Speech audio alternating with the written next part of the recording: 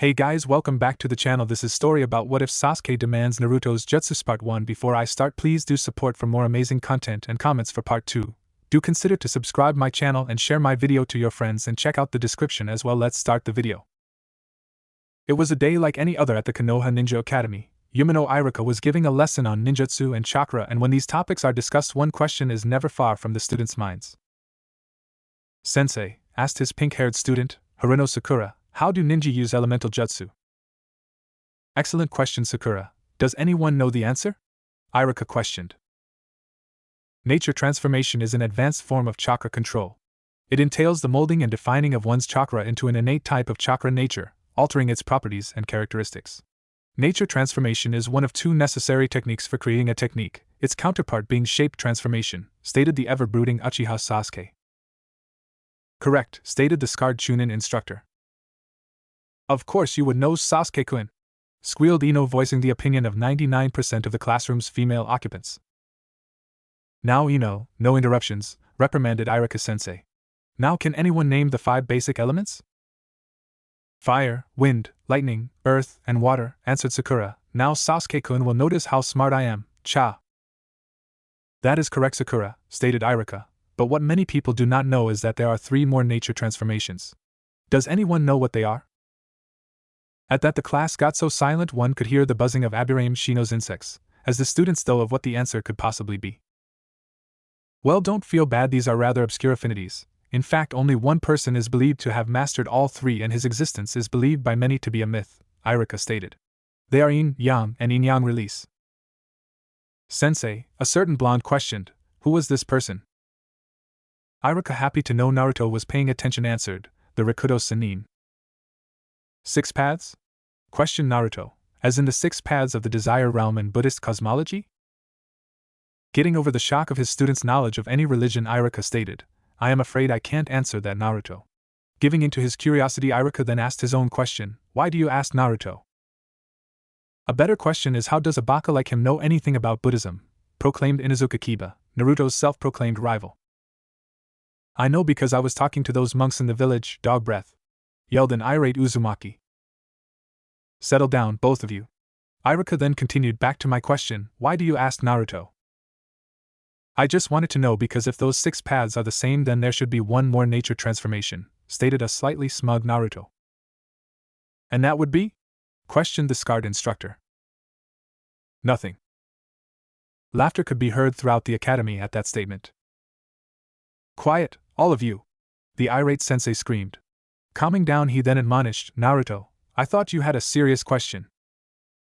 But sensei, I was being serious, Naruto cried. The monk said that along with yin and yang there is mu, nothingness. I think the same is true for Taoism. Naruto, I don't believe utilizing nothingness would be an effective style, even if it was possible, stated Iruka. Ha, I'm gonna be the Hokage someday, so I'll bet I could create a ton of mu-style jutsu, and show everyone just how effective it can be, Naruto proclaimed. That should be easy for you, Naruto, stated Sakura in a mocking tone. Really? Questioned Naruto, thinking Sakura was finally starting to see how great he was, and missing her tone of voice completely.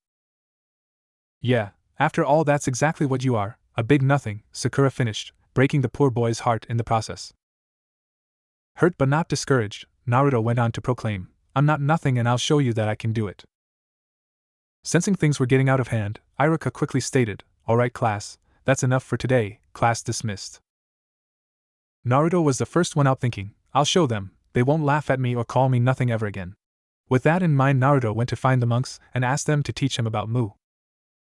When the last of his students left, Iruka allowed his fatigue to show and slumped into his chair. I don't know what I am going to do with those kids, he said to no one in particular. A reel for your thoughts? A playful, feminine voice questioned. Looking over to the side, Iruka spied a beautiful purple-haired woman in a mesh shirt and tan trench coat. It was his sort of secret girlfriend, Mitarashi Enko. The two didn't actively try to hide that they were together, they just didn't advertise it. At least not after Marino Ibiki and Yohi Kurinai decided, on 2 separate occasions, to make sure Iruka's intentions were pure. A smile, albeit a tired one, found its way to Iruka's face as he asked, Enko-chan, when did you get here? Enko replied, I've been here for a while now, I just wanted the Gakis to leave. For the first time in a while, so did I, Iruka stated, remembering why he was tired. Naruto goofing off again? Questioned the special Jonin. No, the class was ganging up on him. He was actually on his best behavior today, answered Irika. Oh? It was meant to be a routine lecture on chakra and ninjutsu, Irika started to explain. But? Anko pressed. But then nature transformation was brought up, Irika continued. That wasn't the problem though, he added, seeing her confused look. Then what is? I mentioned the yin-yang and yin-yang release, and that caught Naruto's interest, Irika said. He then asked for details about who mastered the 3 releases. The Rikudo Sennin, Anko stated. Yes, but then he asked a few questions I found very interesting, Irika stated. Which were? Anko asked. He asked about the 6 paths and how they related to Buddhism, Irika started. I see he's been learning from the monks in his spare time, Anko noted. I think he's just happy someone besides me, Tuchi, I am, and the Sandaime don't glare at him, Irika replied. He then continued, that wasn't what caused the problem though, he asked about a 4th release.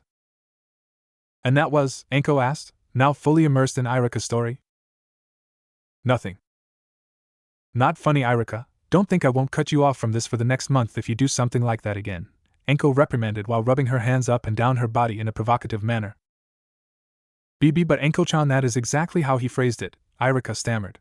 The citizens of Konoha may think I'm some kind of saint, but I have needs too, damn it. Irika thought, hoping to appease his snake mistress.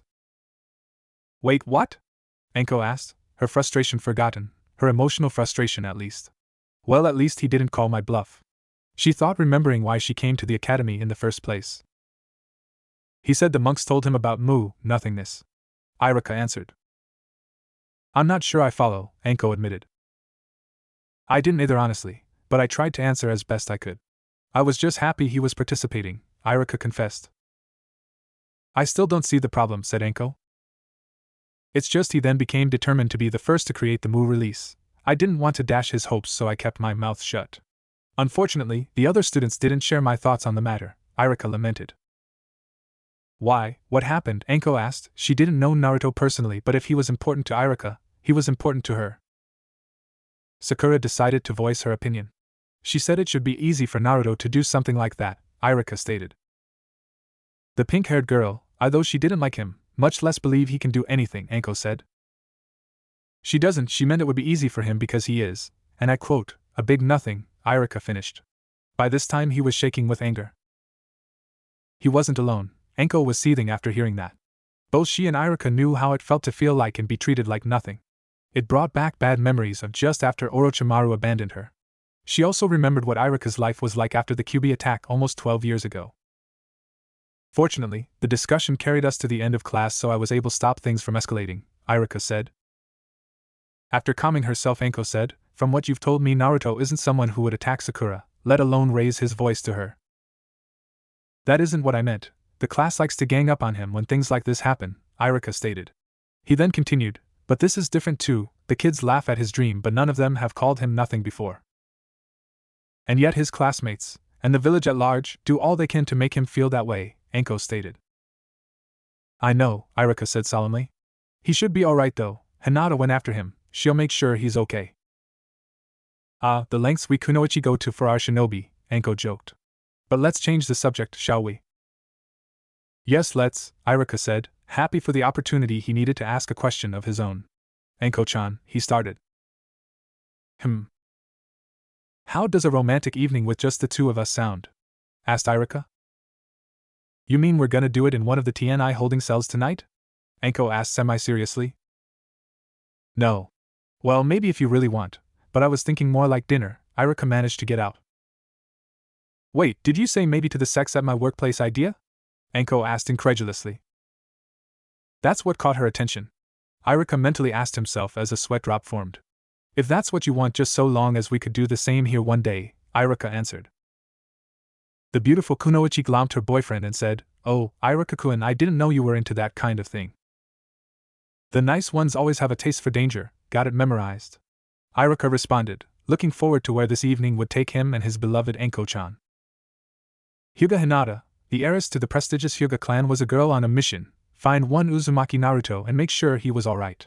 With her Kekkei Genkai, the Byakugan, Finding him was easy. Her real problem is what to say to him when she did find him. Hinata was a shy girl, even more so when her crush, Naruto, was near, but after what Sakura said in class, Hinata believed that she would have to at least ask Naruto if he was alright. Hinata knew that Naruto would usually brush off what others said about him, no matter how hurtful the comment, but this was different. No one had ever actually called Naruto nothing before. It was usually baka, dobe, and for reasons she couldn't fathom, demon. Hinata knew what it was like to feel like nothing. Most of her clan made her feel that way all the time. She always wished she had someone to lean on when that happened, but no one in her clan would help. She decided that she was going to be there for Naruto though. After 20 minutes of searching, she spotted him. No one else in the village wore as much orange as her blonde hero after all. He was talking to the monks who had stopped at the village. Naruto-kun, she thought happily, you're alright. I'm glad. Now that she spotted him though, Hinata was quickly losing her nerve, a common occurrence much to her annoyance. Ah, it seems we have a visitor, one of the monks noted. Is she a friend of yours, Naruto-kun? Huh, oh hey Hinata, what's up, Data Bail? Naruto greeted enthusiastically. Ayano, Naruto-kun, I was worried about you after what happened in class. What Sakura did was uncalled for. Hinata managed to get out, while blushing a color Naruto had affectionately dubbed Hinata Red. Yeah, I thought so too, but I've gotten used to it, Naruto stated sadly. What exactly happened? Questioned the eldest monk, Ichiro. Ichiro was a man in his mid to late 60s and was very much the image one would have of a monk, bald with a long white beard. A girl in our class called me nothing is all. Ichiro mused. In a way she is right, you know. What? Naruto stammered out. Don't worry, Naruto-kun, I mean that each of us is like the vacuum of space, stated Ichiro. How so? Questioned Hinata, now curious as to what the monk was going to say. Are you too familiar with the idea of dark matter? Dark matter? Naruto questioned. In astronomy and cosmology, dark matter is a type of matter hypothesized to account for a large part of the total mass in the universe. Dark matter cannot be seen directly with telescopes. Evidently, it neither emits nor absorbs light or other electromagnetic radiation at any significant level. Instead, its existence and properties are inferred from its gravitational effects on visible matter, radiation, and the large-scale structure of the universe. Based on the standard model of cosmology, the total mass, energy of the universe contains 4.9% ordinary matter, 26.8% dark matter, and 68.3% dark energy. Thus, dark matter is estimated to constitute 84.5% of the total matter in the universe and 26.8% of the total content of the universe, Ichiro explained. So it might not exist? Questioned Hinata. Correct, Hinata-chan, Ichiro stated. But what does that have to do with humans? Naruto questioned. On a molecular level, everything looks like space, Ichiro stated. I still don't understand, Naruto admitted. The bonds between molecules are loose, much like the distance between planets, Ichiro stated. Are we filled with dark matter too? Hinata questioned. If it exists, then we most likely are, Ichiro finished. He then continued, going back to our original topic, what did you want to know, Naruto-kun? I was wondering if you can teach me about Mu. I want to try to create a set of ninjutsu based around that, Naruto reminded the monk. Interesting, Ichiro mused. Really, you think it's possible? Naruto asked. I can't say for sure, Naruto-kun. Many people would think you're crazy for suggesting such a thing, Ichiro said. He then continued, but, and most people don't know this, people thought Senju Hashirama was crazy before he and Uchiha Madara created Konoha. Awesome! Naruto exclaimed. Careful, Naruto-kun, Ichiro warned, if such a thing is possible it will be far more difficult than creating a ninja village. Mu is a state of mind, first and foremost, you will need that to get started and you are still so young. I know, but I'm not afraid of a challenge, Naruto stated. What do you think, Hinata-chan? Asked Ichiro. Ano, I think Naruto-kun can do anything he puts his mind to, Hinata stated with as much confidence as she could muster. Ah, but that would be the problem, wouldn't it? Ichiro stated. Oh, I think I understand, Naruto stated. We shall see, come Naruto-kun, I shall help you achieve a state of Mu, Ichiro stated. Awesome, arigato Ichiro-jiji, Naruto exclaimed. Naruto-kun. A mortified Hinata admonished. Gomenasai, Ichiro-sama. Now none of that, Hinata-chan, I am a man just like any other, Ichiro stated. He went on to say, I actually find Naruto-kun's energy to be refreshing. He's also doing me a favor. Really? Naruto asked. Yes, Mifune-sama of Iron Country has requested help in teaching samurai hopefuls to achieve a state of Mu, Ichiro stated. He went on, if I can help someone as energetic as Naruto-kun to achieve Mu, I should have no problem with the young trainees. Hey, Naruto stated, sounding slightly hurt. My apologies, Naruto-kun, I just fear that your energy and youth will work against you in this, Ichiro responded. I'm not afraid of a challenge, Ichiro-jiji. I'll achieve Mu and create the Mu release before the school year is up, Naruto proclaimed, practically radiating confidence. Don't get ahead of yourself, Naruto-kun, we haven't even started yet, Ichiro reminded him. Okay, Ichiro-ji or Ichiro-sensei, Naruto quickly corrected. That's a good first step, Naruto-kun, let us go somewhere with less traffic, Ichiro said. He then asked, care to join us, Hinata-chan? Friends of Naruto-kun are welcome to join us. Yeah, come on, Hinata-chan. It will be great, Naruto exclaimed. Hinata-chan was echoing inside the poor Hyuga girl's head as she finally fainted. Ah, Hinata-chan, Naruto said with worry. She will be fine, Naruto-kun, she just fainted, Ichiro pointed out. Come, let us take her home. Okay, thank you, Ichiro-sensei, Naruto said. For what? For coming with me to take Hinata-chan home. The Hyuga clan doesn't like me very much. Most of the village doesn't. I am sorry to hear that, Naruto-kun. I have only known you for a short while, but I see nothing to dislike. Sniff, thank you so much, sensei, stated Naruto, holding back tears of happiness. You don't have to thank me for being honest, Naruto-kun. Hey, Ichiro-sensei? Yes? Why do you think Hinata-chan fainted? Is she sick? Naruto asked in all seriousness. Oh, Naruto-kun, it seems you have much more to learn. Hopefully what I teach you will help with this too, Ichiro thought. He then said, I do not believe so, Naruto-kun, but I am sure Hinata-chan will tell you why herself one day. And with that the two made their way to the Hyuga compound to drop off Hinata, before beginning Naruto's training. Tension filled the air of Training Ground 7 as Ichiro and Naruto sat in meditation. Or in Naruto's case, attempted meditation. Naruto-kun, Ichiro finally said. Hi, Ichiro-sensei? Naruto responded. You must clear your mind to achieve Mu, yet I sense what happened earlier still troubles you, Ichiro noted. Flashback no Jutsu.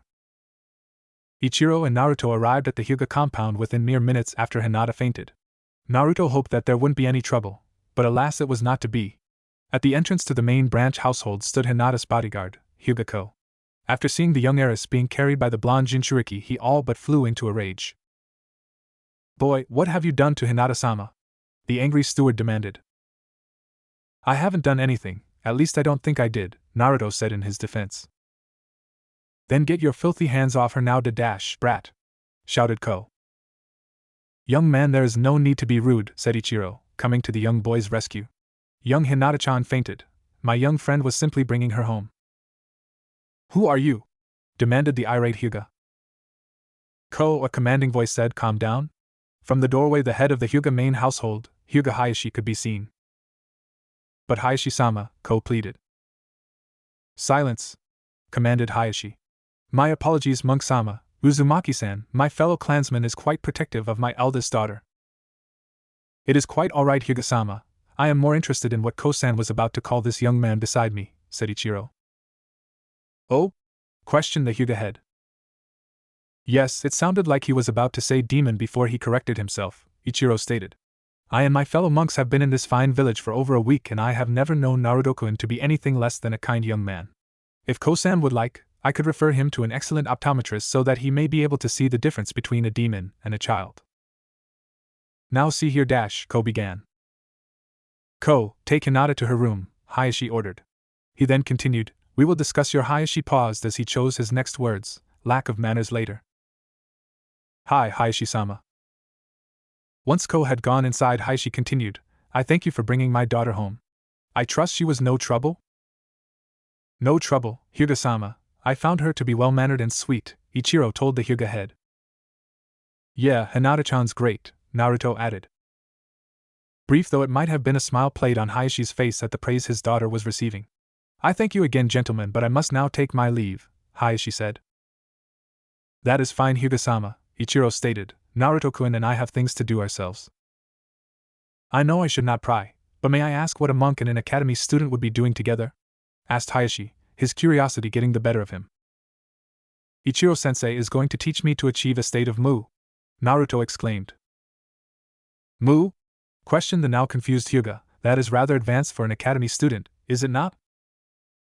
Perhaps, admitted Ichiro, but Naruto-kun wishes to be the first shinobi to use Mu release. At that the Hyuga head let out a chuckle. I'll do it, just watch me, exclaimed Naruto. My apologies again, Uzumaki-san, I was not laughing at you, Hayashi said. It is just that you remind me of another man who claimed he could do the impossible. Really? Naruto asked, not completely convinced. Yes, the Yondaime, while not quite as vocal as you, always tried to prove he could do anything, Hayashi said. Whoa, seriously? Naruto questioned once more. Yes, although he never tried to create a new nature transformation, let alone based on nothing, Hayashi finished. Naruto-kun, we must hurry, Ichiro reminded the blonde. I am only in this village for 1 more week. I cannot help you after that. You're right, sensei, Naruto said. Turning to Hayashi he said, it was nice meeting you, Hyuga-sama. And you as well, Uzumaki-san, Hayashi said. Then, surprising everyone, the Hyuga head said, Ichiro-sama, I have a request. Yes, Hyuga-sama? If it is not too much trouble, would it be alright if my daughter joined you too after today? I think she would benefit from your teachings, Hayashi finished. I see no problem, Hyuga-sama, with your request, Ichiro said. He then asked, Do you Naruto-kun? Ichiro asked. The more the merrier, Naruto responded. Very well then, will you take her to your training spot tomorrow, Uzumaki-san? Hayashi asked the blonde. Of course, Hyuga-sama, Naruto said. I've kept you both long enough, now I must speak with Ko, Hayashi said as he turned to leave. Bye, Hyuga-sama, Naruto said. Until next time, Ichiro added. With that, the two made their way to Training Ground 7. I know it was brief, sensei, but what Ko-team said got to me, even though I should be used to it, Naruto noted solemnly. No one should have to get used to such treatment, Naruto-kun, Ichiro pointed out. But now I need you to empty your mind of all things. I'll try, sensei, Naruto said. Meditation and Mu are not something you try to do, Naruto-kun, they are both something you allow to happen, Ichiro corrected. Hi, sensei. An hour later Ichiro finally said, It is getting late, and you have class tomorrow. I think we should end here for now. Alright, sensei, a disappointed Naruto said. Do not get discouraged, Naruto-kun, Ichiro said. Few people achieve Mu on their first attempt, and mediation is the same way. But I thought it was something I let happen, Naruto stated. That is true, but one should really practice emptying their mind before attempting meditation. I just wanted to see if you were still committed to this after you learned how difficult it would be, Ichiro admitted. Of course, the future Hokage can't back out of something just because it might be hard, Naruto said. He continued, I also said I would do this and create the Mu release, and I never go back on my word, that's my nindo.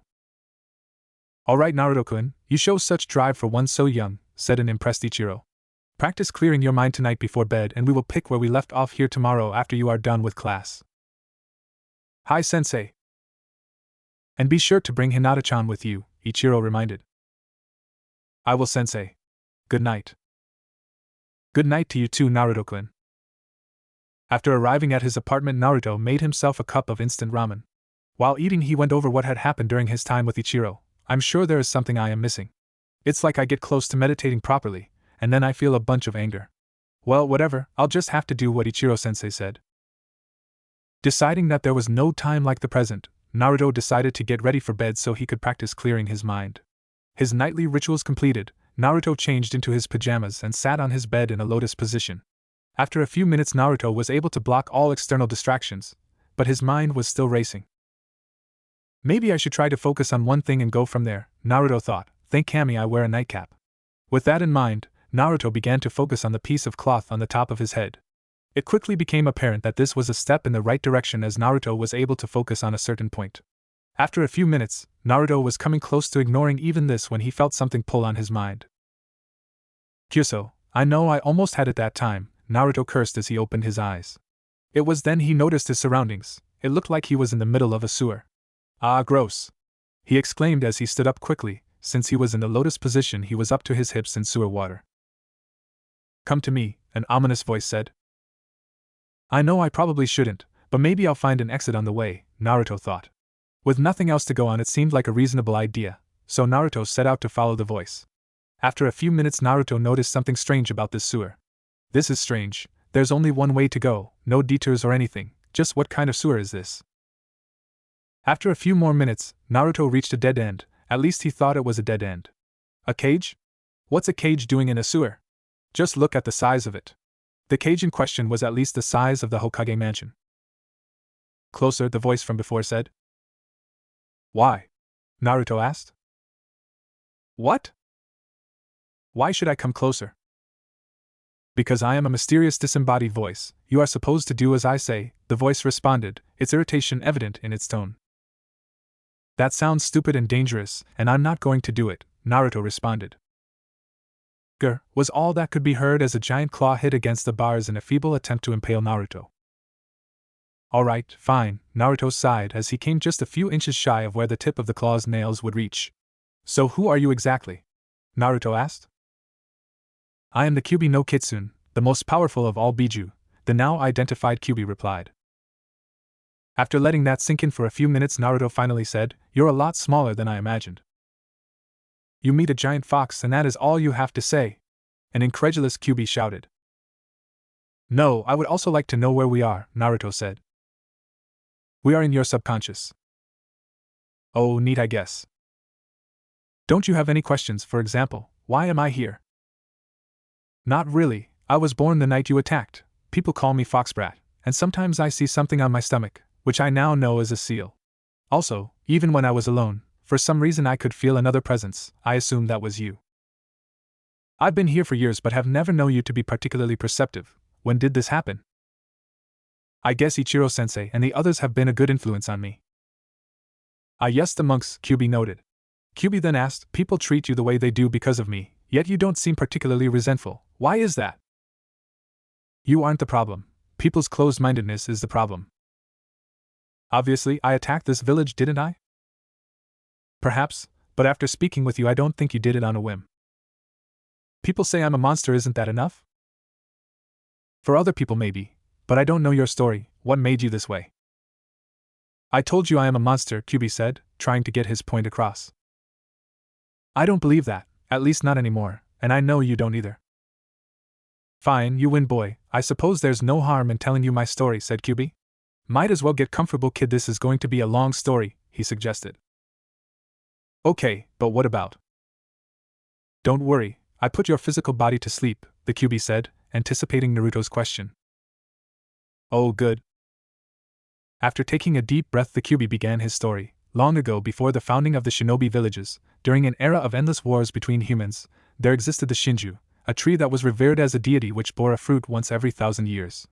Although it was forbidden to consume the Shinju's fruit, it was eaten by Princess Otsutsuki Kagaya, who used the chakra infused into her body to end the wars plaguing the lands. However, after Kagaya gave birth to a son who inherited the same type of powerful chakra, the Shinju's desire to reclaim its stolen power caused the tree to assume a monstrous form of what many christened as the Jubi. The furious Jubi rampaged throughout the lands until Kagaya's son managed to single-handedly defeat the beast and sealed it within himself. This act, along with many other great deeds in his life, resulted with Hagoromo becoming revered as the Rikudo Sennin. However, knowing that his death would unleash the Jubi back into the world to continue its rampage and reclaim the chakra that mankind now possesses, the sage separated the monster's chakra from its body before using Chibaku Tensei to seal the husk in what would become the moon. From there, the sage used his creation of all things ability to divide the chakra into 9 fragments that are each given a physical form and name. Over the centuries, countless humans failed to see the tailed beasts as sapient individuals with our own personalities and emotions, and because of our immense power, they sought the tailed beasts out as mere tools to be used or taken, a sentiment they absolutely detest.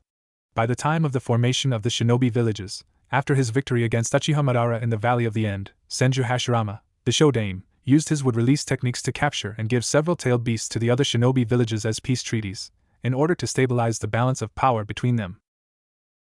That's wrong, Naruto said.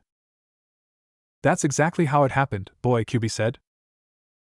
No, I mean what they did to you was wrong, Naruto explained. I can't say for sure what I would have done, but it's plain to see that you can think and feel like anyone else, you aren't pawns of power. But what about you specifically? That knocked the QB out of its stupor, right? Over the centuries, I had gained a reputation as an age-old natural disaster, appearing suddenly out of nowhere to attack areas that have been breeding grounds for the darkest aspects of human nature.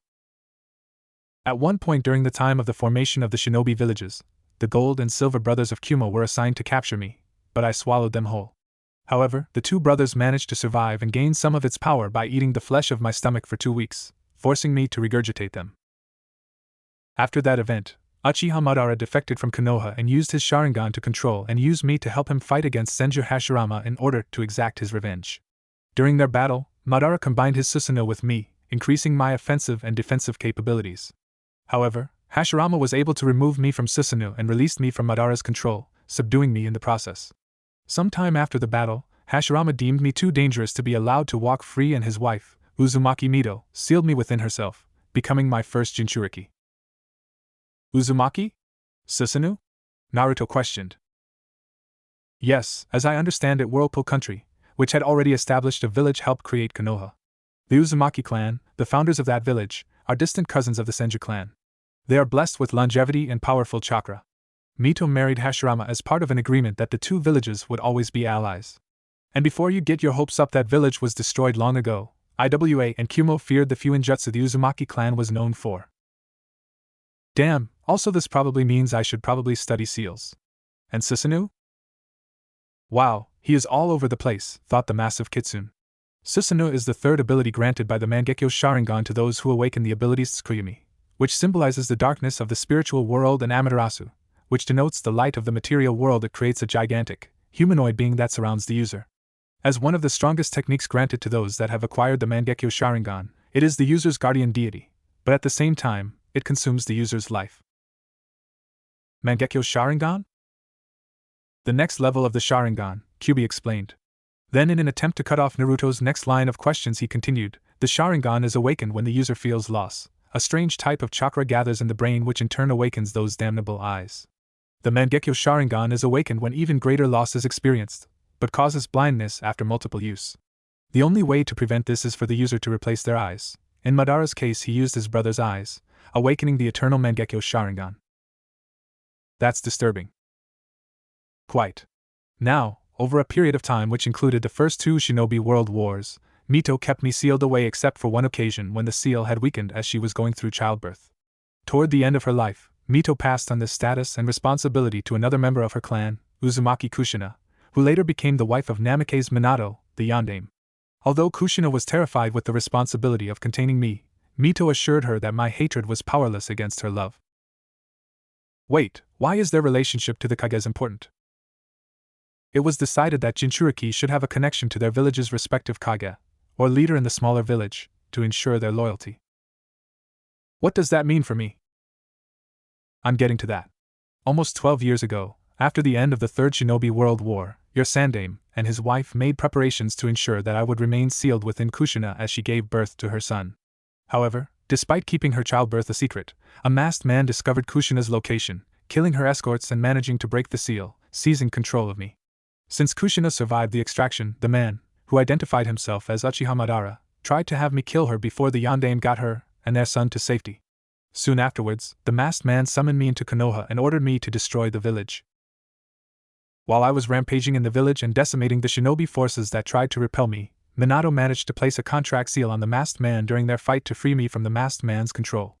However, I still harbored, and do harbor, a deep hatred for Konoha for viewing me as nothing but a mindless beast and sealing me away for decades, and resolved to destroy the village without orders from the masked man.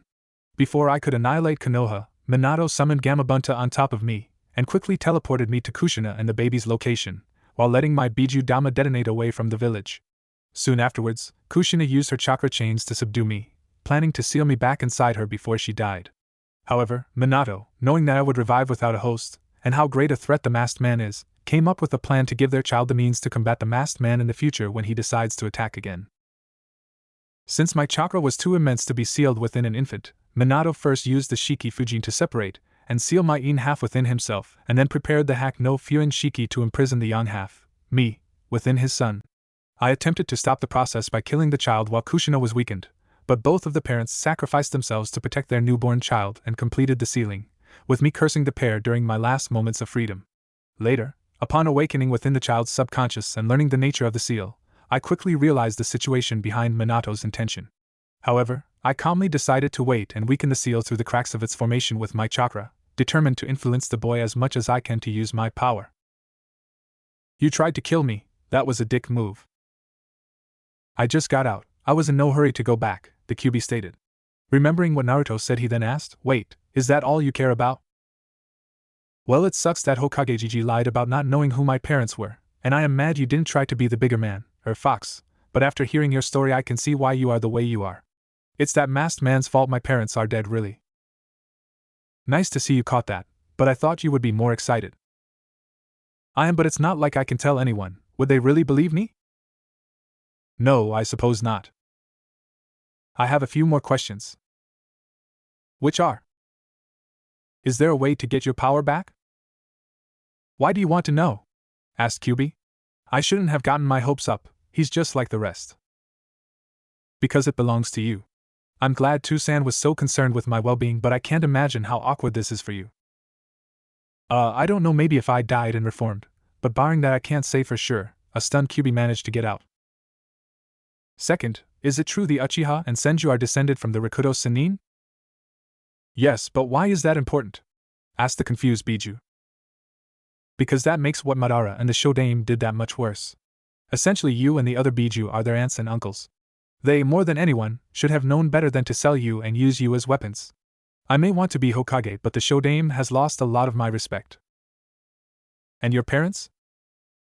I would like to think if they got the chance to know you things could have been different, but it seems like they did what they had to do. I'm sorry if that sounds callous. It's fine. Next, do you have a name? I do, but I don't trust you enough to tell you what it is. Do you think you will someday? Either of us asked for this, but I would like us to be friends. I'll consider it. Fair enough, and finally, could you help me? With what? Your Mu release, I wouldn't know how. With a sigh, Naruto said, well, that's alright, I'll figure it out somehow. After a moment of consideration, the QB finally said, wait, I can't help you reach a state of Mu, but there may be something I can do. Really? An excited Naruto asked. Yes, remember when you were younger, and you decided that if the people of Konoha were going to hate you, that you would hate them right back. Unfortunately, yes. On an island in Kumo, there is a place called the Falls of Truth. Supposedly those who go there will face their true selves. Let me guess, their true selves are always their inner darkness. Correct. How does that help though? Naruto questioned. It isn't as though I can just go to Lightning Country. That's where I come in, I can draw that part of you out, QB explained. Awesome! Naruto shouted. Keep in mind that I can't guarantee this will help. Don't worry about it, I trust you. Maybe you are different, Naruto, the QB thought. He then said, get ready, kid. Before Naruto could blink, he was in his usual day attire facing a boy that seemed eerily familiar, yet he knew he never saw this person before. The boy had straight red hair, red irises, and black corneas. What caught Naruto's attention was that this boy had whisker marks just like him. Who are you? Naruto asked, having a feeling he wouldn't like the answer. I'm Uzumaki Naruto, the real Uzumaki Naruto, the boy said. Of course you are, Naruto said. If I could feel anything, I would probably laugh at that, Dark Naruto said. What do you mean, if you could feel anything? Naruto asked. I am your true self, I discovered the secret to attain true power. I cast off all my weak emotions, Dark Naruto explained. Why did you qualify it like that? Naruto asked. Because, Faker, at this Dark Naruto stretched out his arms as beams of red light extended out from his palms, I discovered that. Yeah? Naruto pressed, afraid of what would come next. For added effect, play Darkness of the Unknown while reading the next part. Anger and hate are supreme. Dark Naruto finished as he struck Naruto with one of the beams of light. Damn it, that hurt, and I have nothing to counter with. What I learned at the academy never prepared me for this, Naruto thought as he crashed into a wall. What the hell are those things? Naruto asked as he got back on his feet. Remember that Mu release that you are so set on creating? Dark Naruto asked. Are you saying you've already done it? Naruto asked incredulously. I have at least taken the first step. I call these the ethereal blades. But don't let the name fool you, they can be used to bludgeon as well as slash. Admittedly, they look like beams of light, but if you notice that they cast no light, they illuminate nothing. Dark Naruto explained. He's right, it looks like they are glowing, but they don't affect the shadow and they don't make things brighter either, like they are between light and dark, Naruto thought. He didn't have time to do much else as Dark Naruto charged him again, this time catching him in the chest. I think he cracked my ribs, and there's no way I can overpower him. Think maybe something he or Kyuubi said will give me a clue. Naruto's thoughts were interrupted as he was hit with another attack from the Dark Naruto's blades. I can't take much more of this, I need the answer now. Wait, Kyuubi mentioned my old attitude towards the villagers. I thought he was just bringing that up to tell me what I would be up against, but maybe that's the clue I need. With that, Naruto remembered his long-discarded philosophy. It was winter, the glare seemed extra cold. I had wandered into an empty training field and saw a frozen pond. I knew what ice was before that, but I had a though. Ice can't feel the cold, it has no warmth to cool. If I become like ice, maybe it won't be so bad. With that, I had resolved to throw away my warm emotions and live my life with an unfeeling, uncaring soul of ice. But I soon found out it had a drawback. I felt empty inside, not just when people glared at me but all the time. I never felt that way when I was by myself before. After a few days, Hokage Gigi noticed I seemed to be upset. That was the first time someone took me to the Ichiraka ramen stand. Tuchi-san's and Ayam-chan's kindness helped me melt that soul of ice. I need to melt his soul of ice. Aren't you going to fight back? Dark Naruto asked, having grown bored with using Naruto as a punching bag. No, you're going to give up of your own free will, Naruto stated. Now that is funny. Why would I do that when I'm winning? Dark Naruto asked. Because we're the same. I know you'll feel empty if it ends like this, and I also know you hate that empty feeling. With that, Naruto began to make his way over to his dark side. What are you talking about? Stay away from me! Dark Naruto yelled as his ethereal blades disappeared. What's going on? What did you do? Those blades were created by your feelings of emptiness. You don't have to feel empty anymore. Let me melt that soul of ice, Naruto stated. You got rid of my blades, now you're denying me my right to exist? Dark Naruto asked, fear evident in his voice. Of course not, you're me, the me who thought he could ease his pain by making himself like ice. You don't have to do that anymore. You don't have to be alone anymore, Naruto explained. But what will happen to me? Dark Naruto asked, calming ever so slightly. You'll stay with me. We're the yin and yang of Uzumaki Naruto. Together we'll find what lies in between, Naruto declared. With that, Dark Naruto's eyes changed to match the originals as he said, yes, you're right, let's do it. In an instant, Dark Naruto charged towards his counterpart. Before he made impact, he became transparent and merged with the original. Welcome back, Kyuubi said. Then he asked, how do you feel? Not to be insensitive, but I feel complete, Naruto answered. Don't rub it in, the Biju said. What happens now? Naruto asked. No much really, your mind is now, as you pointed out, complete. Then do you mind if I try something before I leave? Naruto asked the Biju. Try what? Kyuubi asked. You'll see, Naruto said as he got into the lotus position. After a few minutes of nothing happening, Kyuubi began to grow impatient. Just because it's your mind doesn't mean I don't deserve to have time to myself. But the tirade was cut off as Naruto thrust out his hands and beams of bluish-gray extended out of his palms, doubling his reach. I did it, Naruto said, waving his ethereal blades in his excitement. Watch it, and what is it you've done exactly? Kyuubi asked. The ethereal blades fizzled out and Naruto said, I managed to use the ethereal blades, at least for a little while. This must mean I'm headed in the right direction. Use them in battle and create some mu-release jutsu, then I'll be impressed, Kyuubi said. Then he added, I might even respect you enough to tell you my name afterward. But right now I think you need to wake up. Alright, thanks Kyuubi, and I'm gonna hold you to that, Naruto said as he left his mindscape, ready for the challenges of a new day. When Naruto woke up, he noticed that the Kyuubi's estimate was off. It was indeed morning, specifically 3 a.m. Great, the academy doesn't start for 4 more hours. I guess I could meditate and see if I can summon those blades again. With that, Naruto got into the lotus position and started to meditate. This time it was much easier, but he made no progress with the ethereal blades. You haven't reached Mu yet, you won't be able to summon the blades outside of your mind, a gruff voice said in Naruto's head. I should have figured, but at what point does one reach Mu? Naruto asked Kyuubi. I think the old man explained it once, you have to ignore everything around you. Who is the old man? The Rikudo Sennin, obviously. I suppose he would know, but that doesn't sound too hard. There is more to it than that. It is meditation, but it isn't like normal meditation. Either this world does not seem to take kindly to being ignored, or nothing is protective of its territory. The second part of that statement makes no sense. Does nothing have a consciousness? I don't know, this is just what I've heard. It didn't make sense when the old man said it either, the QB said, getting irritated. Sorry, but this is confusing. It's fine, but if I am correct, once you achieve Mu you won't need to meditate to use Mu release, you could just will your ethereal blades to appear. You shouldn't need hand signs for Mu Jutsu either, but that is just speculation based on what I know about Yin and Yang Jutsu. Okay, want to meditate with me? No, but I will keep quiet while you do it.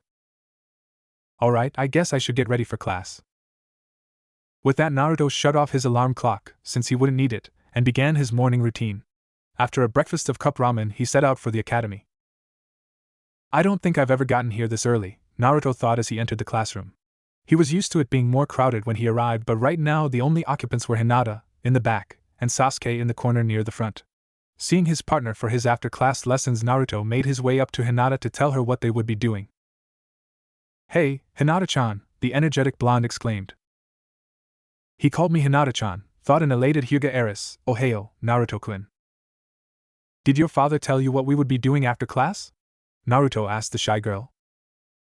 Yes, but he did not say where to meet Ichiro-sensei. Hinata managed to get out as color rose in her cheeks. We have to go to training ground 7 after class. I can't wait, Naruto told his classmate. By this time the rest of the class had begun to enter the room, so the two decided to get ready for the lesson. When all the students arrived, Irika and another man entered. This man had bluish-white, shoulder-length hair, had the same build as Irika but had much paler skin. Class, today we have a new instructor joining us. This is Mizuki-sensei. Got it memorized? Irika told the curious students. Hello, as you now know, my name is Mizuki. I hope you find me to be as good of a teacher as Irika-sensei, the now identified Mizuki greeted. While he did this, he scanned the room. When he spotted Naruto, his eyes hardened briefly, but Irika managed to catch it. I was afraid of this. I better keep an eye on this one, Irika thought. He then mentally sighed. I thought if I became a teacher I could escape the icky jobs. Great lesson today, Irika-san. See you tomorrow, Mizuki said as he left the classroom. Yeah, you too, Mizuki-san, Irika said. After he was certain Mizuki was gone, he collapsed into his chair. Enko-chan, you can come out now, Irika said to the hidden snake mistress. And here I was hoping to surprise you, Enko said as she pouted. She then jokingly asked, since when do you need an assistant? That's what I was hoping you could tell me. I know you saw the whole lesson, Irika said with a small smile. He then said, I know it's a fantasy of mine, but I don't think you should play hooky on the off chance an opportunity may present itself. We've been slow at TNI today, but I didn't come here so you could have some TNA, at least not while the Gakis are here, Enko said playfully. Getting serious, she then said, I actually came to stake out and warn you about Mizuki. I had a feeling that something was up. I remember Mizuki from when we were kids and he's always had this dark air about him. Well, yesterday he was suspended from active duty because he is under suspicion of murdering a fellow shinobi while on a mission, Enko said with a hint of worry in her voice. I'm not sure I understand, Irika said. One of his teammate was injured and never made it back, but according to the other member of that squad the injuries were not fatal, but it made movement impossible for the now dead member of the squad, Enko explained. So the obvious course of action is to suspend the possible murderer and put him around children. That makes sense, Irika said, his tone heavy with sarcasm and worry for his students. I don't like it either, but he told a sob story to the council and the civilians decided he had to take care of himself somehow while the investigation is carried out. It's not your fault this happened, Enko-chan, and I have a pretty good idea of why they put him here if his piss-poor attempts to help Naruto are any indication, Irika said. He then continued, but two things don't make sense to me. Why would Hokage-sama allow this? And more than half of my students are from civilian families. Shouldn't the civilian council be more worried? The academy is kind of a gray area. You know better than I do that those enrolled are enjoy dual status as civilians and ninja, at least to some degree, Enko explained. She then went on, the professor or not, Hokage-sama can only handle so much legalese, and the lawyers on the council know they can take advantage of that. They exploited every loophole they could to get Mizuki here. And I suppose someone told him the charges would disappear if he took care of Naruto? Irika asked. It's purely speculation at this point, But I have no doubt that you're right, Irika-kun, Enko said. Well, unfortunately Mizuki isn't dumb enough to do anything rash, so I can't get rid of him, and I suppose the only evidence of wrongdoing is the conflicting mission reports? Irika said, thinking out loud. That's right, Enko said.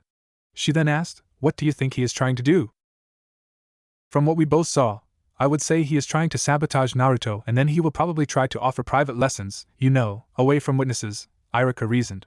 He continued, fortunately, I made sure Naruto would remember the proper taijutsu form as well as how to throw kunai and shuriken. I know, you said got it memorized? So often I was thinking of creating the Yumino Irika drinking game, Enko joked.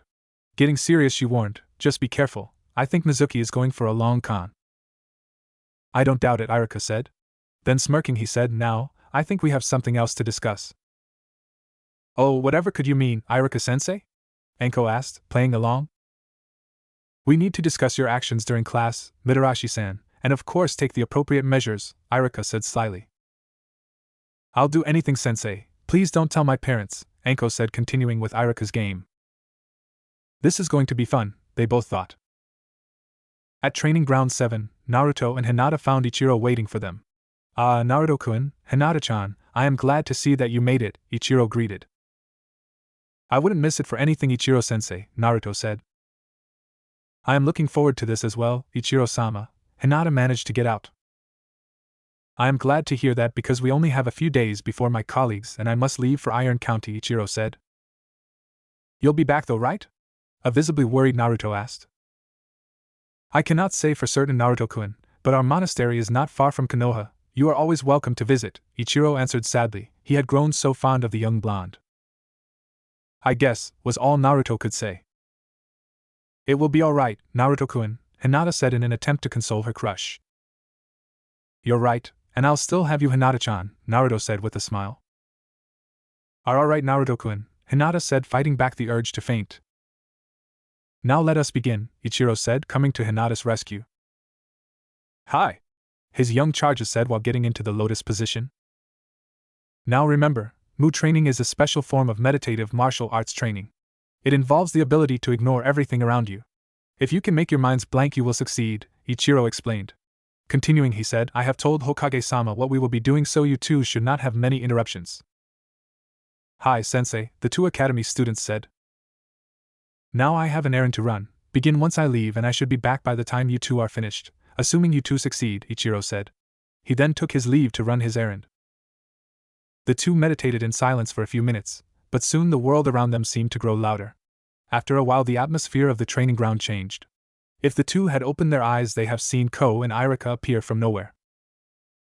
Hinata-sama, your father is asking for you. You must stop your meditation at once and come with me, Ko said. Naruto, what do you say we head to Ichiraku's for some ramen, my treat, Irika said. The two ninja in training ignored them as Ko and Irika faded from existence. The atmosphere changed again. Two figures appeared before them, not that the two kids noticed. Had the two opened their eyes, they would have seen two men. One was the Rikudo Sennin in his prime, the other was a man with Byakugan eyes. He was a tall man dressed in armor not unlike the shodames. He had a long face with a broad chin and pronounced cheekbones, long black hair, which reached to his lower back, and thin eyebrows, well-kept mutton chops which connected with a mustache, but was otherwise clean-shaven. It was the founder of the Hyuga clan, Hyuga Hero. Uzumaki Naruto, the Rikudo Sennin began, although only Naruto could hear him. Hyuga Hinata Hero started in a voice only Hinata could hear. I am the progenitor of your family line, the two apparitions continued. To complete your trial, I am going to break your legs. You will lose the use of them. Do you accept this? The two asked their respective descendants. Upon receiving no answer, the two broke the children's legs. Naruto and Hinata felt intense pain but kept meditating as though nothing had happened. So, you cannot walk as your legs are broken. Next, I will tear your arms off. Do you accept this? The apparitions asked the students. Once again no answer was given and pain exploded within the children's minds, but still they ignored the torture. The spirits continued, now I shall cut your ears off. You don't mind losing your hearing, do you? Do you accept this? Once more the two were ignored and once more they made good on their word, but Naruto and Hinata managed to keep meditating through it all. Now, Naruto the Rikudo Sennin started. Now, Hinata Hero began. No legs, no arms, no sound, by floating words through the air. I must ask, do you care if I take your eyes? Do you want to live in eternal darkness? I shall steal your sight, do you accept this? The two asked, not that either child paid any attention to them. With that the two felt as if their eyes were destroyed. The spirits then continued directly into the children's respective minds.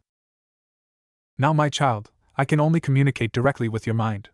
Your mind is all you have left. In the end I will take your mind too, but you probably don't want to allow that, do you? You cannot answer, can you? You cannot even move. Are you sad? Are you lonely? If you lose your mind you will also lose any feelings of sadness. Do you accept this? I will take your mind, child, know that I will possess it. Naruto and Hinata persevered through even this as everything went blank.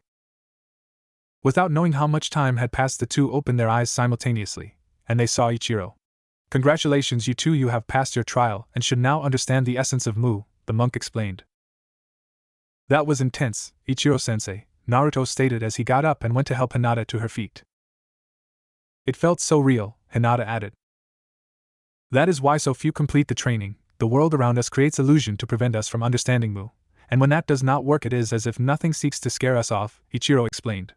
He continued, I had no doubt in my mind you two could do it though.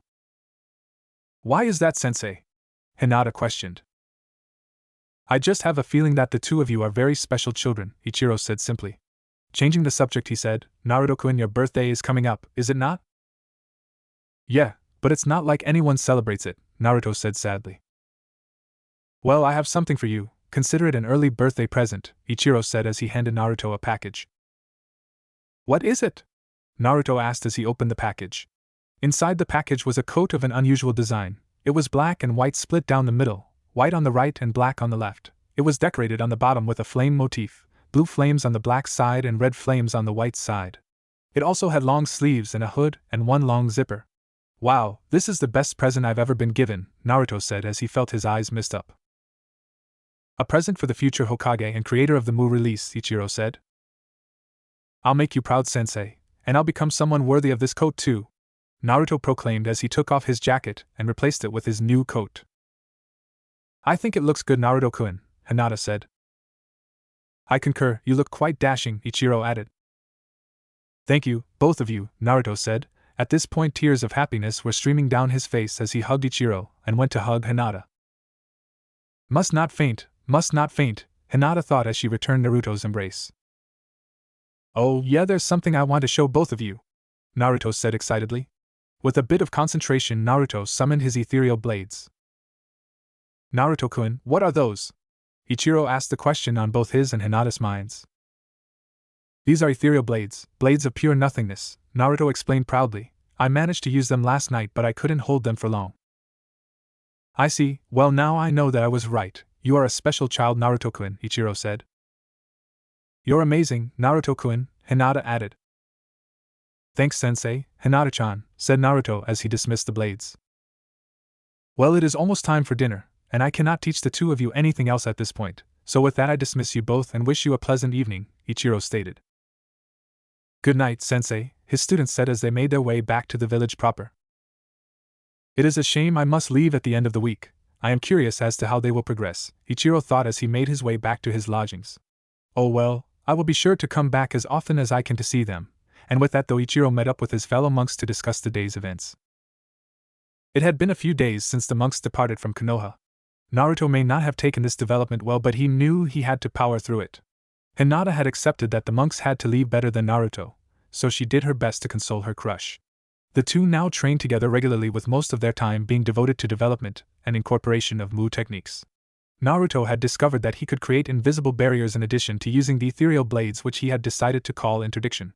Hinata had helped him come up with that name after it was discovered that once someone was struck with one of the blades their chakra network and nerve impulses were disrupted for a short time. After just a tap Hinata could not use her arm or mold chakra for 5 minutes. Currently, the two were trying to increase the duration of the disruption and incorporate the effects into the Juken-style taijutsu. Trying being the operative word as Naruto's thoughts were elsewhere. I need to tell her but I'm scared, Naruto thought. For the past week Naruto had attempted to tell Hinata about his status as a Jinchuriki. Unfortunately one friend had left for Iron Country for an indeterminate amount of time and Naruto was in no hurry to lose another. I don't see why you're worried. The elder monk took it pretty well, the Kyuubi pointed out. I guess, but he said Hokage Jiji told him beforehand, Naruto thought back. Ichiro had explained that he had asked the Hokage about Naruto's treatment within the village. S-class secret, my ass! Naruto thought indignantly. Indeed, shinobi villages are surprisingly bad at keeping secrets, Kyuubi observed. Continuing, he said, but your little mate over there deserves to know. I know, maybe it would be easier if she could meet you, Naruto thought. Remembering the other part of the Kyuubi's statement, he responded, and Hinata-chan isn't my mate, she isn't even my girlfriend. Maybe someday though, Naruto finished while trailing off at the end. What was that last part? Kyuubi asked, hoping to get a rise out of his Jinchuriki. Me getting my hopes up, Naruto lamented. I feel something for Hinata-chan, but I don't know what it is. No one has taught me about this stuff. At least you're not pining after the pink-haired girl, Kyuubi said, happy that Naruto was headed in the right direction. You should remember every bit of pain she caused you though, to hold over her head when the day comes that she needs your help, Kyuubi suggested. I can't, I need to be an adult about this, especially considering I lectured you about grudges, Naruto responded. Also my memory isn't that good, Naruto admitted. I could remember for you, we are partners after all, Kyuubi suggested. I'll get back to you on that, right now I have something to do, Naruto responded, finally finding his resolve. Hinata-chan, there's something I need to tell you if we're going to stay training partners, Naruto said suddenly. What is it, Naruto-kun? Hinata asked worriedly. She hoped Naruto wasn't disappointed in her lack of progress. This would be so much easier if the two of you could meet. Naruto finally got out. What do you mean? Hinata questioned. I want to try something. Could you hold out your hands, Hinata-chan? Naruto asked. Okay, Hinata said as Naruto reached out and grabbed her hands. I don't appreciate you showing me off to others, Naruto, Hinata heard in her head. Who is that? Hinata asked, surprise evident on her face and in her voice. That was the Kyuubi no Kitsune, Naruto said. I'm sorry, Hinata-chan, this was the only way to explain that I thought would make sense, Naruto apologized. I don't understand, Hinata admitted. You can just think, girl, I can hear your thoughts as long as you and your little boyfriend make physical contact, Kyuubi told the confused Kunoichi hopeful. Naruto is a Jinchuriki, a human with a biju sealed inside him. The people of this village can't tell the difference between a human child and a fox that is the size of a mountain, the fox went on. I'll handle the rest, thanks Kyuubi, Naruto said. The night of October 10th, 12 years ago, the Kyuubi was released from his previous Jinchuriki. The Yondaime, in order to save the village, resealed the Kyuubi inside of me, Naruto explained. That explains what Kosan meant, Hinata thought. She then said, Oh Naruto-kun, I'm sorry your life has been so hard because of something you can't control. Kyuubi isn't the problem, not really, Naruto explained to his friend. I wish you could see my memories because there is a lot more to this story, and it would take a long time to explain, Naruto said. Me too, Hinata said. Just then something happened, Naruto-kun, you're disappearing, Hinata almost screamed. What? Naruto said, looking down at himself. It was true, his body had become transparent. What's going on? Naruto asked fearfully. Naruto-kun! Hinata yelled as she reached out to embrace Naruto as though it would stop what was happening. Unfortunately, she passed right through him. Ah! Both kids shouted in shock as both received a massive rush of memories that were not their own. Are you alright, Hinata-chan? Naruto asked, while wondering what it was that he saw. Yes, I'm fine, and you're solid again, Hinata responded. She then asked, Naruto-kun, was all of that real? Your father was the Yondaime? Wait, what else did you see? Naruto asked, hoping to confirm his suspicions. You talking to the Kyuubi, people glaring, something about a soul of eyes to stop the pain, Hinata started to list. My memories, then that means Naruto trailed off. He then said, Oh Hinata-chan, I'm sorry, I didn't know you had such a hard life. You saw my memories? Hinata asked, fearful that Naruto knew her secret. Yeah, I can't feel the emotions that go with them though, but that's probably for the best. I don't know if that would qualify as sensory overload, but it would definitely be too much to handle.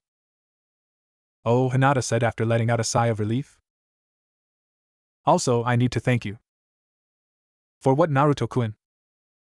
For always being there, even when I didn't know it. You're welcome, Naruto-kun, I'll always be there to support you. Thank you, Hinata-chan, but I'm afraid I have to ask to invade your privacy again. You want to try to perfect that technique. You understand me so well, Hinata-chan. Yes, it could be useful to gather intel, among other things, but not if my opponent sees my memories. Other things? Fears, weaknesses, things of that nature. Don't worry, my lips are sealed. Alright, I trust you, Naruto-kun. Thank you, Hinata-chan, but first I need to know how I did it. What was on your mind before you turned transparent? I thought it would help everything make sense if you could see my memories. Is that all? I wanted to know more about you but was afraid to pry. That explains the memories but not the transparency. Let me try something. With that, Naruto started to focus and soon he started to fade. Naruto-kun, you're doing it, but how? Hinata asked her crush. The first time I think I wished I was more transparent, thinking it would be easier to tell you about Kyuubi. Apparently my body and my chakra took it literally. With that in mind I tried to do it consciously, Naruto explained. He then asked, shall we? Ready when you are, Naruto-kun, Hinata said. Don't worry, I'll try not to dive too deeply into your memories, Naruto said. With that, the two tried until sunset to perfect Naruto's new technique. They managed to succeed on the fourth try with when Hinata admitted she was no longer seeing any of Naruto's memories. Thanks, Hinata-chan, Naruto said when it was over. You're very welcome, Naruto-kun, Hinata responded. Now I need find a way to use this transparency thing in combat, but one thing at a time, Naruto said. Yes, it is getting late and I need to get home for dinner, Hinata added. Let me walk you home, Hinata-chan. You don't have to do that, Naruto-kun. I know, but I want to. With that, the two set off towards the Hyuga compound. There was, however, something else Naruto wanted to talk about. Hinata-chan? He asked.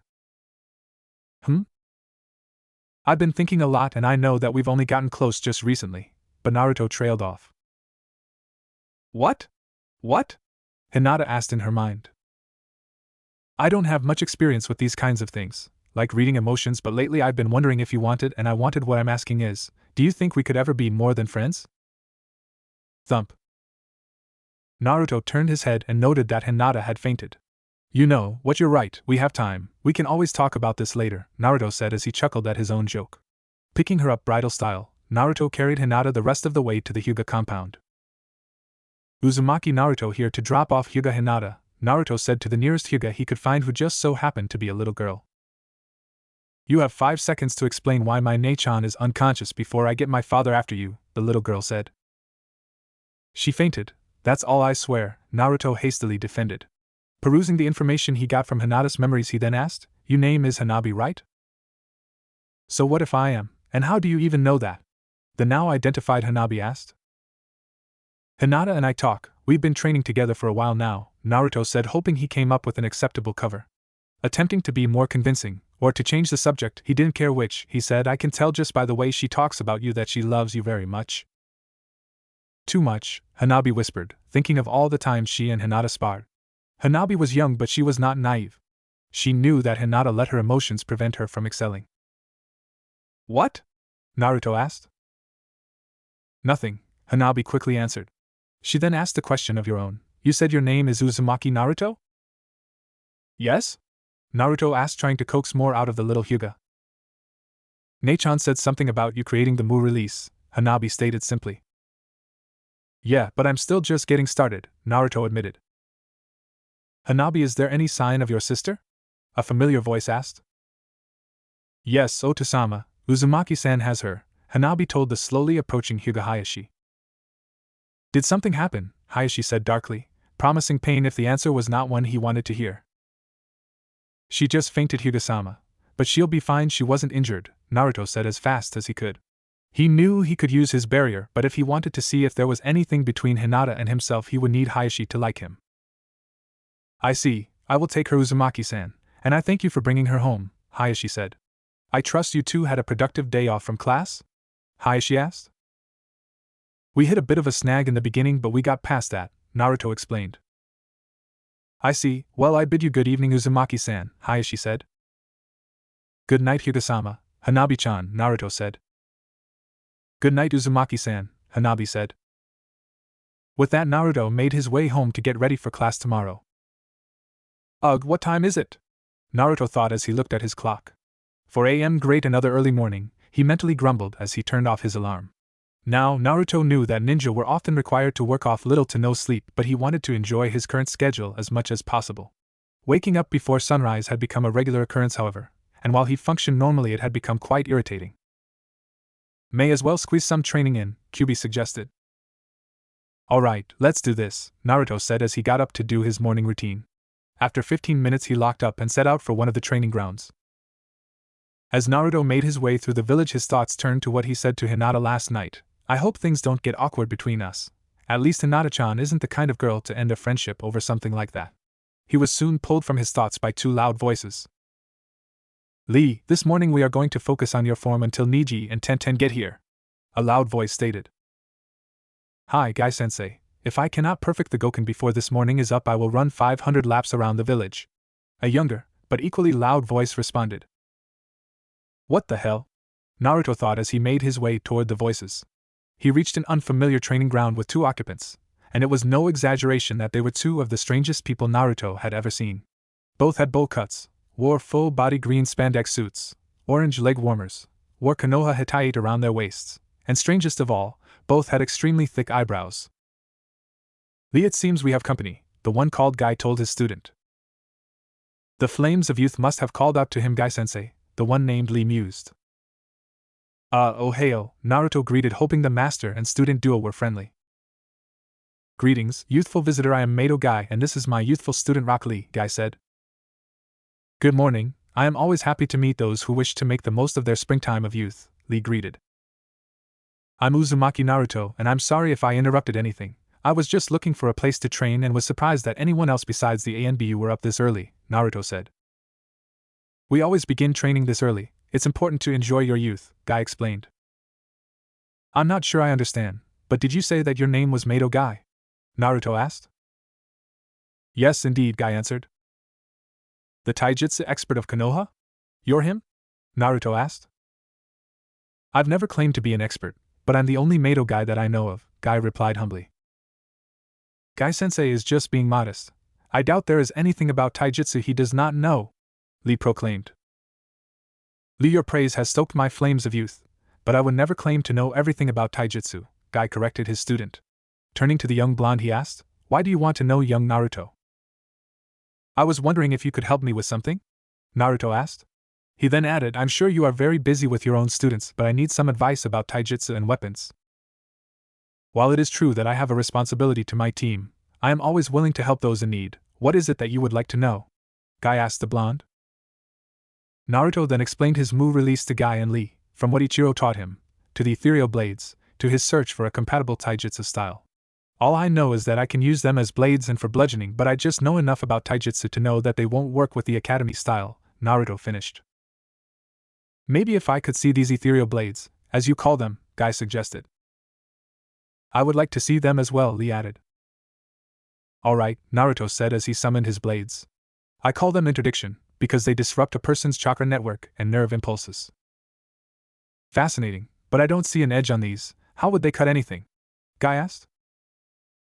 I can make them vibrate at almost any speed. Listen, Naruto explained as the blades started to hum at different frequencies. Vibrate? Yes, that could work, Guy said, more to himself than Naruto. What could work, sensei? Lee asked. Snake style, Lee, our youthful friend should use snake style, Guy answered his student. Snake style, Guy-sensei? Naruto questioned.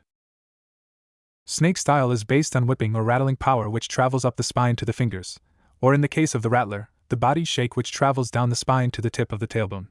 The ability to sinuously move, essentially by compressing one's stomach/abdominal muscles, is very important. Footing is quite grounded.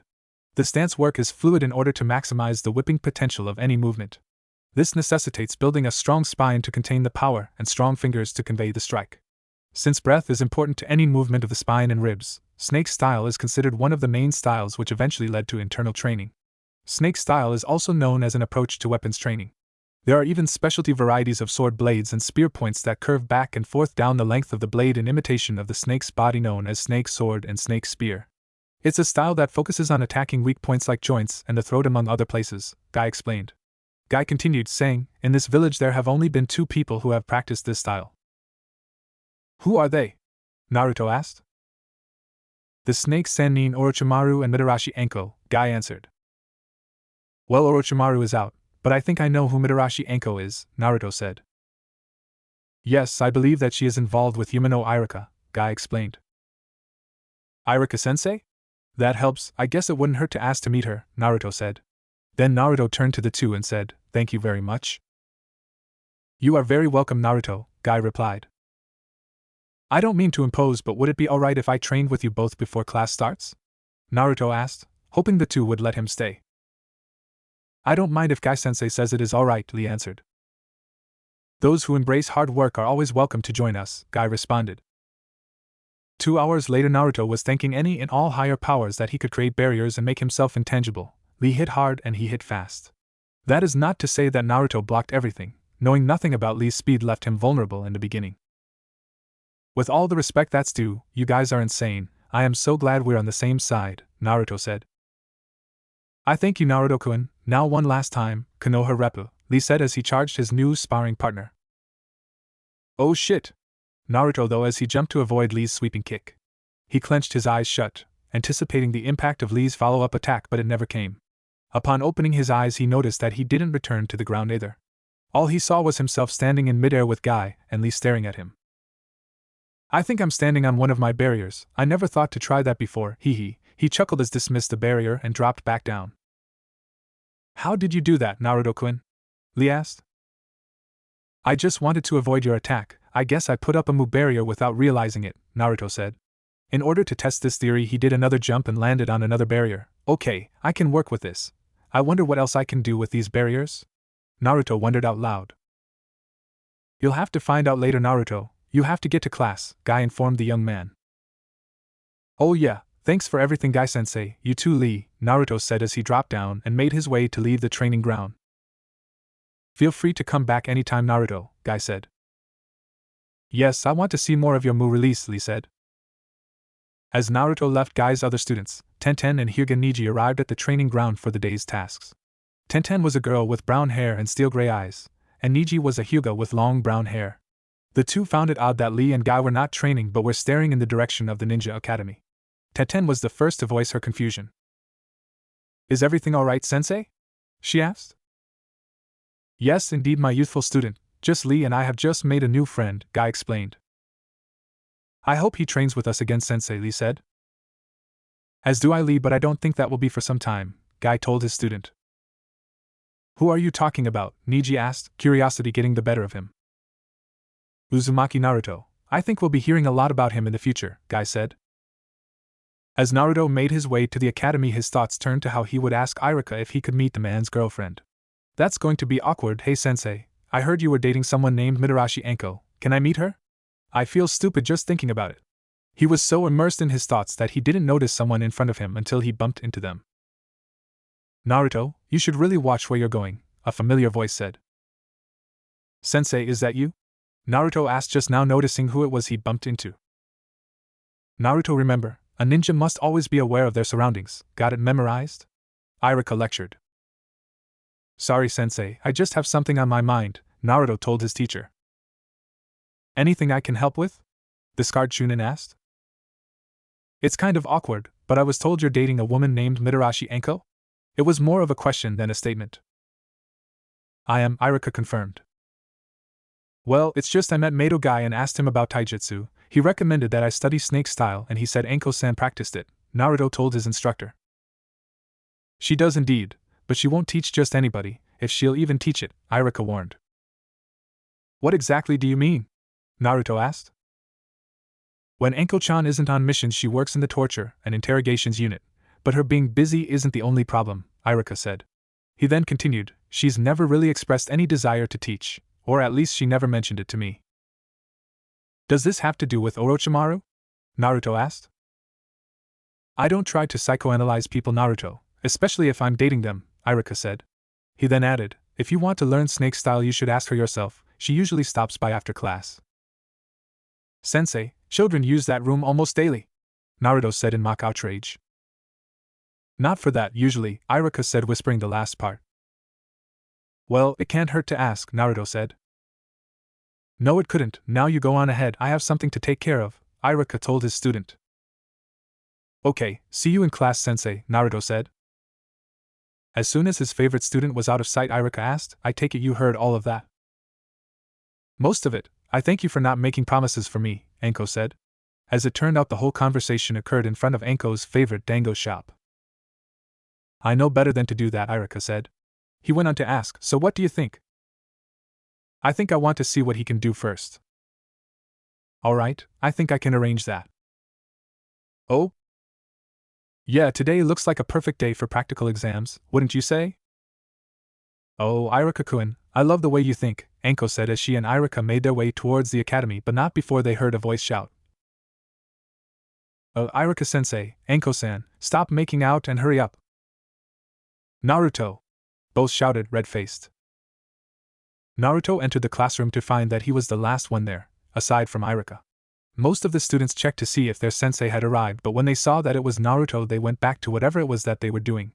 Or they would have, except for one thing. Naruto, where did you get that? Asked the ever fashion-conscious Yamanaka Ino, noticing Naruto's new look. What is she talking about? Naruto asked. It was then he remembered that he was wearing the coat Ichiro got him. Naruto had decided that if it was a birthday present, then he shouldn't wear it until after his birthday. Naruto had been afraid this would upset the monk, but Ichiro had just found it adorable. Ichiro attributed Naruto's decision to his status as a Jinchuriki. He figured that Naruto believed birthday presents were just shy of sacred, and the man couldn't have been more correct. It was a gift, isn't it awesome? Naruto asked, his voice full of pride at finally being able to show off his new coat. If you're trying to look cool, you should just stop, Sakura told the boy. You'll never be as cool as Sasuke-kun. I do like the split down the middle motif, Sakura and her inner self thought. I don't have to try, this coat is cool, Naruto shot back. It looks okay, Ino said, but the blush on her cheeks betrayed her real thoughts. I guess Hinata has a point, he is kind of cute. Whatever, I love this coat, Naruto said as he took his seat beside Hinata. He turned to his friend and said, Hinata-chan, I don't think I'll be able to train with you after class. I need to talk to Sensei's girlfriend about a taijutsu style to go with my ethereal blades. That's alright, Naruto-kun, Hinata said, a bit sad that she couldn't train with her crush. Gathering her courage, the young heiress asked, Naruto-kun, about what you said. I think we should talk about that somewhere more private, Naruto said, cutting her off. He went on to say, but don't worry, we'll talk as soon as possible. I probably need to talk to your father too, right? Hi, Hinata answered, no longer worried that Naruto didn't like her. She was of course still worried about what her father would say, but she had a feeling that things would work out. Alright class, since it is so nice out today, I think we should have a practical exam outside, Irika told his class, as he and Mizuki entered the room. Knowing nothing of his ulterior motive, his students filed out of the room and headed for the academy training ground. Let's start off simple, line up for target practice, Irika ordered. Same as always, 10 shuriken, 10 kunai. Naruto, why don't you start? Get your equipment from Mizuki-sensei, Irika explained, all the while thinking, let's see what Mizuki has planned today. Naruto got his supplies, but after he had done so he stared at them, prompting Irika to ask, something wrong, Naruto? I don't mean to be picky, sensei, but I can't use these. The kunai are dull and the shuriken look like they were bent and then bent back, Naruto told Irika. Let me see, Irika said. Upon inspecting the ninja tools he saw that Naruto was absolutely right. Now that's just insulting, Irika thought. Turning to Mizuki he said, Mizuki-sensei, I like a good joke as much as the next person, but I have a hard enough time getting these kids to take the lesson seriously as it is. Just a little harmless fun, Irika-sensei, Mizuki said in his defense, although on the inside he was seething. Stupid demon isn't supposed to be perceptive, he thought. Let's try this again, and this time no games, Irika said in an unusually stern tone. I need to head to the equipment shed, Irika-sensei. We're one set short now that we can't use those, Mizuki said, hoping to buy himself time to come up with another plan. It's alright, sensei. I think I have an idea. I just need to try some things first, Naruto said. What do you mean, Naruto? Irika asked. An idea just popped into my head. I just need to test it, Naruto said. With that he summoned interdiction and pointed his right arm towards a target. With a little bit of focus, Naruto was able to fire an ethereal blade as another took its place on his right hand. Okay, Naruto said, clearly pleased with the result. Now if I can change the shape, I'll be golden. With a little concentration, Naruto changed his ethereal blades into a kunai on his left and a shuriken on his right. With that he fired 10 of each, all of which hit the bull's eye. Upon dismissing his ethereal blades, the kunai and shuriken disappeared with them. The class, sans Hinata, just stared at him, most in shock, one in anger, and one in jealousy. All of them were thinking, what was that? The class was shaken from its collective stupor when Naruto asked Sensei, "Do I get docked points or do I fail, because I didn't throw any of those I shot them?" "I'll give you full credit for sheer resourcefulness, Naruto, and they did hit the mark, but what were they?" Iruka asked. "Remember what I said 2 weeks ago?" Naruto asked. "About what?" Iruka asked.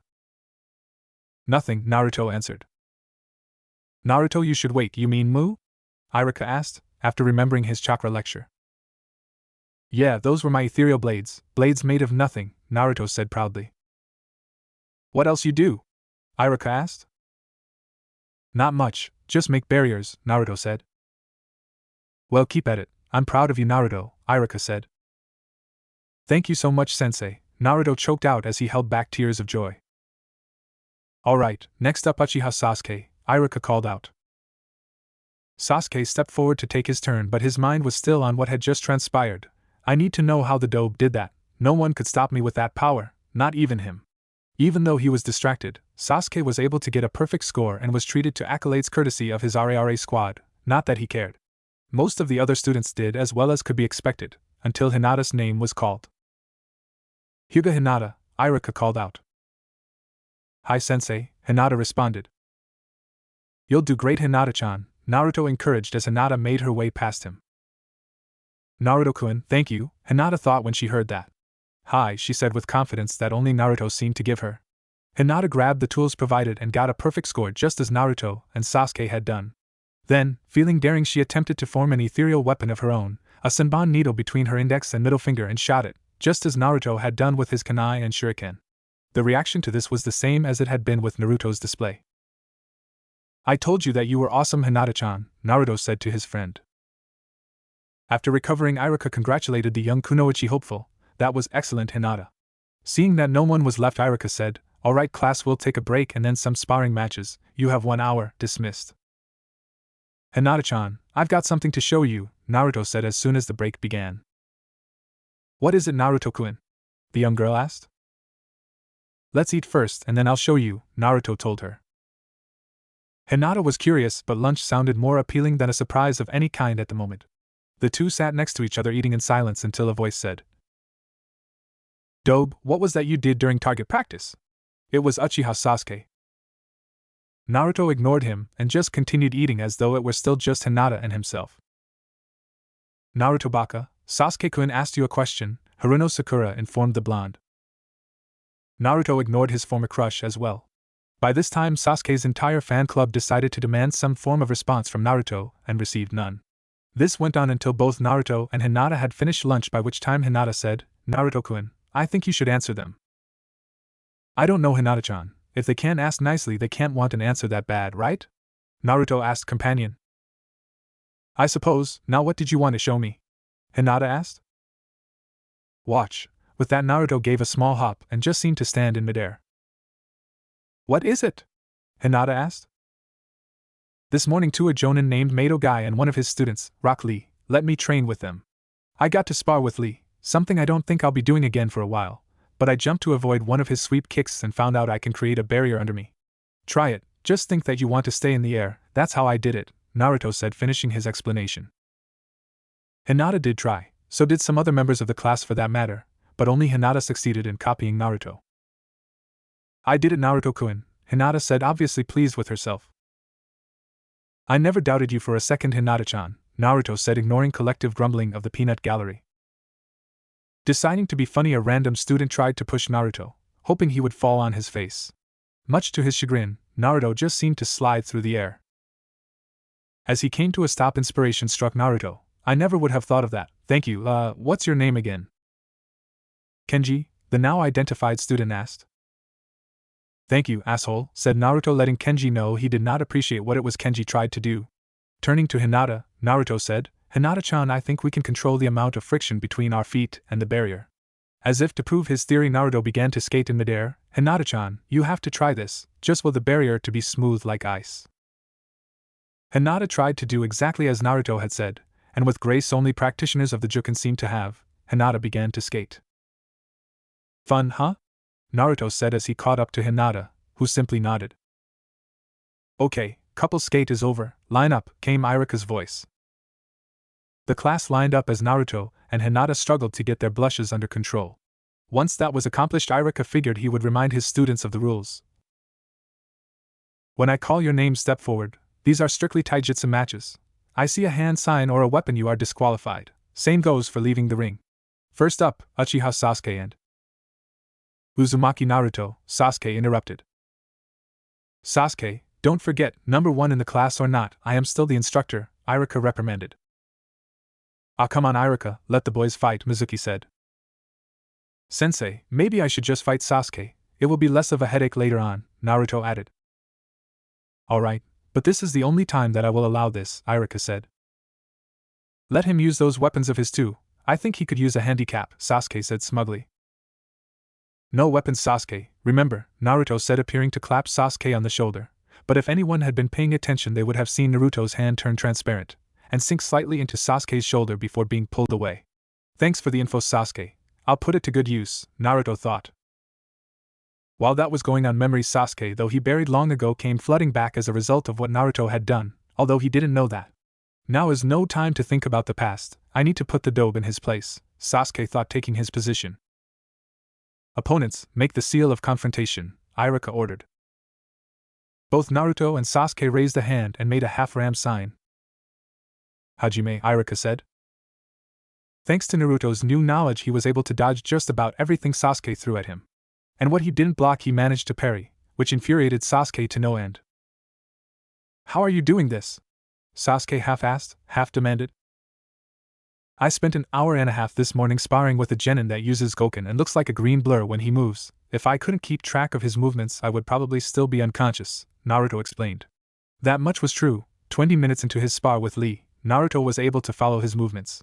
A minute later Naruto said, I can't keep this up, I forfeit. This stunned the whole class. Naruto never gave up no matter how badly he was getting beaten. Why?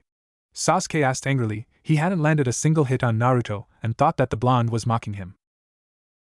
I think I might have cheated, Naruto said. How do you not know if you cheated? Sasuke asked, positively seething at this point. Naruto held up his hand, turned it transparent, and started to explain, this is another technique I came up with. When my body, or even a part of it, is transparent and passes through someone, I can see all of their memories. I know about every technique you've ever learned, and the tells in your taijutsu style. When I clapped you on the shoulder I looked through your memories. And although the match hadn't started, and even if I could beat you now it would leave a bad taste in my mouth. I thank you for the lesson though, Sasuke. What lesson? Sasuke asked, angry that Naruto had invaded his memories and that said blonde used the knowledge to make him look foolish. Just because I know what you can do doesn't mean I can win. I lack the skills and strength necessary for that right now, Naruto said. As an afterthought Naruto added, maybe if I had my ethereal blades. Well, the match hadn't started so technically it wasn't cheating, Iruka mused. He then continued, winner by forfeit, Uchiha Sasuke, now make the seal of reconciliation you two. Naruto made his way to Sasuke and extended his index and middle finger, and Sasuke begrudgingly did the same. This isn't over, Sasuke thought. Okay, next up, Iruka continued. I hope I didn't let you down, Hinata-chan, Naruto said. Naruto-kun, you could never let me down, Hinata said as if it were a fundamental truth. Alright everyone, that's enough for today, dismissed, Iruka told his class, who had returned to the classroom after the final match of the day. Everyone had filed out until Iruka, Mizuki, Naruto, and Hinata were left. You can head home, Mizuki, I need to speak with these two, Iruka told his not-so-helpful assistant. Alright, see you tomorrow, Mizuki said. And just like that he was gone. So what do you think? Iruka asked. I think Mizuki will make some inmate an excellent girlfriend one day, came Anko's voice in response. Agreed, but what I was talking about Naruto, Iruka said. If he's still up for it I'll teach him, Anko said. Just like that? Naruto asked. Your integrity won me over, Gaki, so what do you say? Anko asked. I say, nice to meet you, Anko-sensei, Naruto responded. Okay, now what about her? Anko said, pointing to Hinata. Anko-sensei, Hinata and I developed mood techniques together. I know it may be a deal breaker, but I'm afraid I have to ask if Hinata could train with us, Naruto answered, afraid of what Anko would say. Sure, I think I could teach her a few things, Anko said. Thank you anyway, Wait, really? Naruto asked. I said yes, didn't I? Anko asked the boy. Thank you very much, Anko-sensei, Hinata said. It's no problem. I think it's sweet that your boyfriend over there can't train without you, Anko explained. Well, that's not entirely true, sensei, Naruto mumbled. Hinata was just in shock. Girlfriend was the last thought on her mind when she passed out. I think I'm going to have lots of fun with you too, Anko said to her only conscious new student. Anko, Iruka, Naruto, and Hinata made their way to the training grounds as soon as they left the academy. When asked why he was tagging along, Iruka said that it was out of concern for his students, and that he never gets to visit Anko at work. You two aren't going to flirt the whole time, are you? Naruto asked as soon as he heard the second reason. Naruto, I am offended that you would even suggest that I can't be professional outside of class, Iruka told his student in mock outrage. If you didn't catch that, he means yes, Gaki, Anko said. I do mean yes, but I also worry that you two will have a hard time keeping up with Anko-chan. She's a Tokubetsu Jonin for a reason. Got it memorized? Iruka said to his students. Yep, I didn't get this far on looks alone, Gaki, Anko added, clearly proud of her rank. You are very beautiful though, Anko-sensei, Hinata squeaked out, reminding the others that she was still there. Iruka-kun, she can blow of the rest of the year and still pass. Got it, Anko said, semi-seriously. Of course, my Hibiheim, Iruka said, playing along. Well, here seems to as good a place as any, Anko said, coming to a stop. The quartet had arrived at Training Ground 7. What now, Anko-sensei? Naruto asked. Now I want you to show me what you can do with Mu, Anko said. Everything I can do? Naruto questioned. That's what I said, Gaki, Anko said impatiently. Remember, Anko-chan, no taking that back later, Iruka warned. Okay, I'll try not to see too much, sensei, Naruto said as he started to turn transparent. What do you both dash? Anko started to say as Naruto rushed right through her.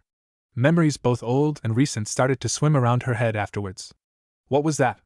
She asked, slightly shaken. It's one of my techniques. I can turn transparent, and if a part of my body passes through someone, I can see their memories. With it, I can learn about a person's strengths, weaknesses, dreams, and fears, among other things, Naruto said. He continued, I don't have to look at their memories if I don't want to, but you did say show you everything I could do. I'm sorry for invading your privacy, sensei. It's fine, I guess I did say show me everything, just don't go blabbing my secrets around the village, Anko said. She did hear Naruto's explanation of this ability at the academy, but she still had her doubts. Okay, next are my barriers. I need someone to attack me, Naruto said. With that, a kunai came at him courtesy of Anko, but stopped about a foot in front of him. I think, given time, I could make a barrier that surrounds me completely, but right now I can only make a barrier on one side.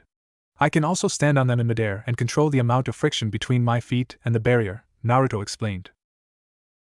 I know, you and Hina-chan over there were adorable, by the way, Anko said / teased. Moving on, I'll show you my ethereal blades, Naruto said, trying to control his blush and summon his weapons. Interdiction extended out from both of his palms and he continued his explanation. I can change their shape and even shoot them at targets. When they hit people, they disrupt their nerve impulses and chakra. As if to prove a point, Naruto changed his blades into kunai and shuriken and shot them at a training post. Interesting. Now why do you want to learn snake style? Anko questioned. This morning I ran into Mato Guy. I wanted his opinion on a taijutsu style that would work with my blades. He mentioned snake style after I told him about how I can use my blades to bludgeon as well as cut, Naruto started to explain. When I mentioned that I cut with vibrations as opposed to sharp edges, he said snake style would be perfect, Naruto finished. I'm still not sure I follow, Gaki, Anko said. Well, sensei, he mentioned the whipping movements used in the style. Honestly, sweeping and whipping motions feel natural with these weapons, Naruto said. I suppose that's a good enough reason. Both of you meet me here tomorrow morning at 5, Anko said. We're not starting today, sensei? Naruto questioned. It's getting late and I need to get some things for tomorrow, Anko said. She then continued, also, Kurenai-chan wants a girls' night out tonight. I'll see you later though, Iruka-kun. See you tonight, Anko-chan. Have fun, Iruka said. See you tomorrow morning, Anko-sensei, Naruto said. Have a nice night, Anko-sensei, Hinata added. See you tomorrow, Gakis, and don't worry, Hina-chan, I have plans for you too, just no taijutsu, I'm afraid, Anko said, addressing Hinata's concerns. Why, sensei? The young girl asked. As fun as annoying the Hyuga elders sounds, I don't think it's wise, Anko said as she went off to get ready for tomorrow and then meet her friends. I guess I should go too, Iruka said. Iruka-sensei, Anko-sensei's birthday is next week, right? Naruto asked, before Iruka could leave. Don't remind me, I still don't know what to get her, Iruka said. She likes performing tea ceremonies, right? Naruto asked, after skimming Anko's memories. Yes, but I got her a tea set last year, Iruka said. I was asking about a gift from me, Naruto said, wondering if he should divulge what he learned to Iruka. Great, but what should I get her? Iruka asked no one in particular. Silver band with a diamond, Naruto said, reaching a conclusion. What? Iruka asked. She wants a diamond engagement ring with a silver band, if you want to ask her to marry you, Naruto asked. I was planning to do just that after the school year was over, Iruka said. Continuing, he said, but I don't think I can wait anymore. I'll do it, thanks, Naruto. You're welcome, but it feels like I betrayed Anko-sensei's trust by telling you that, Naruto said. Somehow, I don't think she'll mind, Naruto-kun, Hinata said. But even if she does, I think she will forgive you, Hinata continued. I hope so, Naruto said. Kurenai-sen said that after Orochimaru left the village, Anko-sensei was lonely for a long time, Hinata started to explain. I don't think Anko-sensei ever met her parents, and many people feared that she was in Orochimaru's sleeper cell, Hinata finished. That's how Anko-chan and I met, Iruka said. My parents died in the Kyuubi attack a year prior. I don't think Anko-chan knew what her sensei was doing, but she disappeared with him, and was gone for months. She needed someone and I did too, but she had trouble trusting others afterwards. That makes me feel worse, sensei, Naruto told Iruka. It shouldn't, Naruto, Iruka said. He went on, yes, I should have come up with a gift idea on my own, but you did what you did because you care, right? Yes, of course, Naruto said. Then it's fine, but if it makes you feel better, we'll tell her after I give her the ring, alright? Iruka asked. Thank you, sensei, Naruto said. No problem, see you both tomorrow, Iruka said, and with that he was gone. Now that it was just the two of them, Naruto turned to Hinata and said, Hinata-chan, let's talk on the way back to the Hyuga compound. Alright, Naruto-kun, Hinata said, walking alongside the blonde. Hinata-chan, about what I said last night, I want you to know I meant it, Naruto said. Naruto-kun, you made me so happy when you said that, Hinata admitted. Hinata-chan, you have no idea how relieved I am to hear that. I was afraid I screwed up one of the best things that ever happened to me, Naruto explained. Naruto-kun, you saw my memories, so you know that I've been watching you for a long time. I've always admired you, Hinata said to her crush. Yes, I know. I don't know much about any kind of relationship, but I've seen how happy Iruka-sensei and Anko-sensei are, and I want that too. And I know I might sound selfish, but lately I've been thinking that I can't be happy without you, Naruto said. If you're selfish, so am I. When you had a crush on Sakura, I told myself as long as you were happy it was okay, but I knew I didn't mean it, Hinata said. Hinata-chan, I'm sorry that I hurt you, Naruto said. He continued, I'm sorry about this too, but maybe we should wait until after graduation to talk to your father. It's no problem, Naruto-kun, I was actually going to suggest that, Hinata said. Well, here we are, Naruto said. Feeling daring, he kissed Hinata on the cheek and said, see you tomorrow, Hinata-chan. Hinata touched the cheek that Naruto had kissed and said, see you tomorrow, Naruto-kun. And with that she made her way inside her clan's compound. The next day Naruto arrived outside of the Hyuga compound a half hour before he and Hinata were supposed to meet Anko for training. He didn't have to wait long. Hinata, who was apparently just as eager as him, was already waiting. Ohio, Naruto-kun, she greeted. Ohio, Hinata-chan, he responded. As they started walking, Naruto was acting unusually fidgety, which had Hinata worried. What's wrong, Naruto-kun? She asked. Remember yesterday when I asked Iruka-sensei about a birthday present for Anko-sensei? Naruto reminded her. Yes, Hinata said, urging him to go on. Well, I know next to nothing about tea sets, and even if I did, I'm almost positive I wouldn't be allowed to buy one, Naruto explained. He went on to ask, I feel bad about asking, but if I gave you the money, could you buy one? Naruto-kun, I'll pay for half of it. Don't forget Anko-sensei is helping me too, Hinata stated, leaving no room for argument. Yes, dear, Naruto said jokingly. Already whipped, you work fast, Hinata, came a smooth feminine voice. Kurenai-san, Hinata exclaimed, red in the face from the previous comment. The now identified Yuhi Kurenai revealed herself to the two academy students. Kurenai was a newly promoted Jonin Kunoichi. She was a woman with piercing red eyes, light skin, and dark hair in a Farrah Fawcett style. Kurenai had been assigned to look after Hinata as a chunin at the behest of Hyuga Hayashi, and had been looking out for the girl ever since. "I'm just joking, Hinata, but you two do look cute together," Kurenai said, while still chuckling at her own joke. She then turned to Naruto to introduce herself. "Hello, my name is Yuhi Kurenai, a recently promoted Jonin." "Uzumaki Naruto, nice to meet you," Naruto said, introducing himself. He then asked the newcomer, "Is it true that you're the Genjutsu mistress of Konoha?" "People have started calling me that, but there is still much I must learn," Kurenai said in a humble tone. "I've been having trouble with Genjutsu. Is there any advice you could give me?"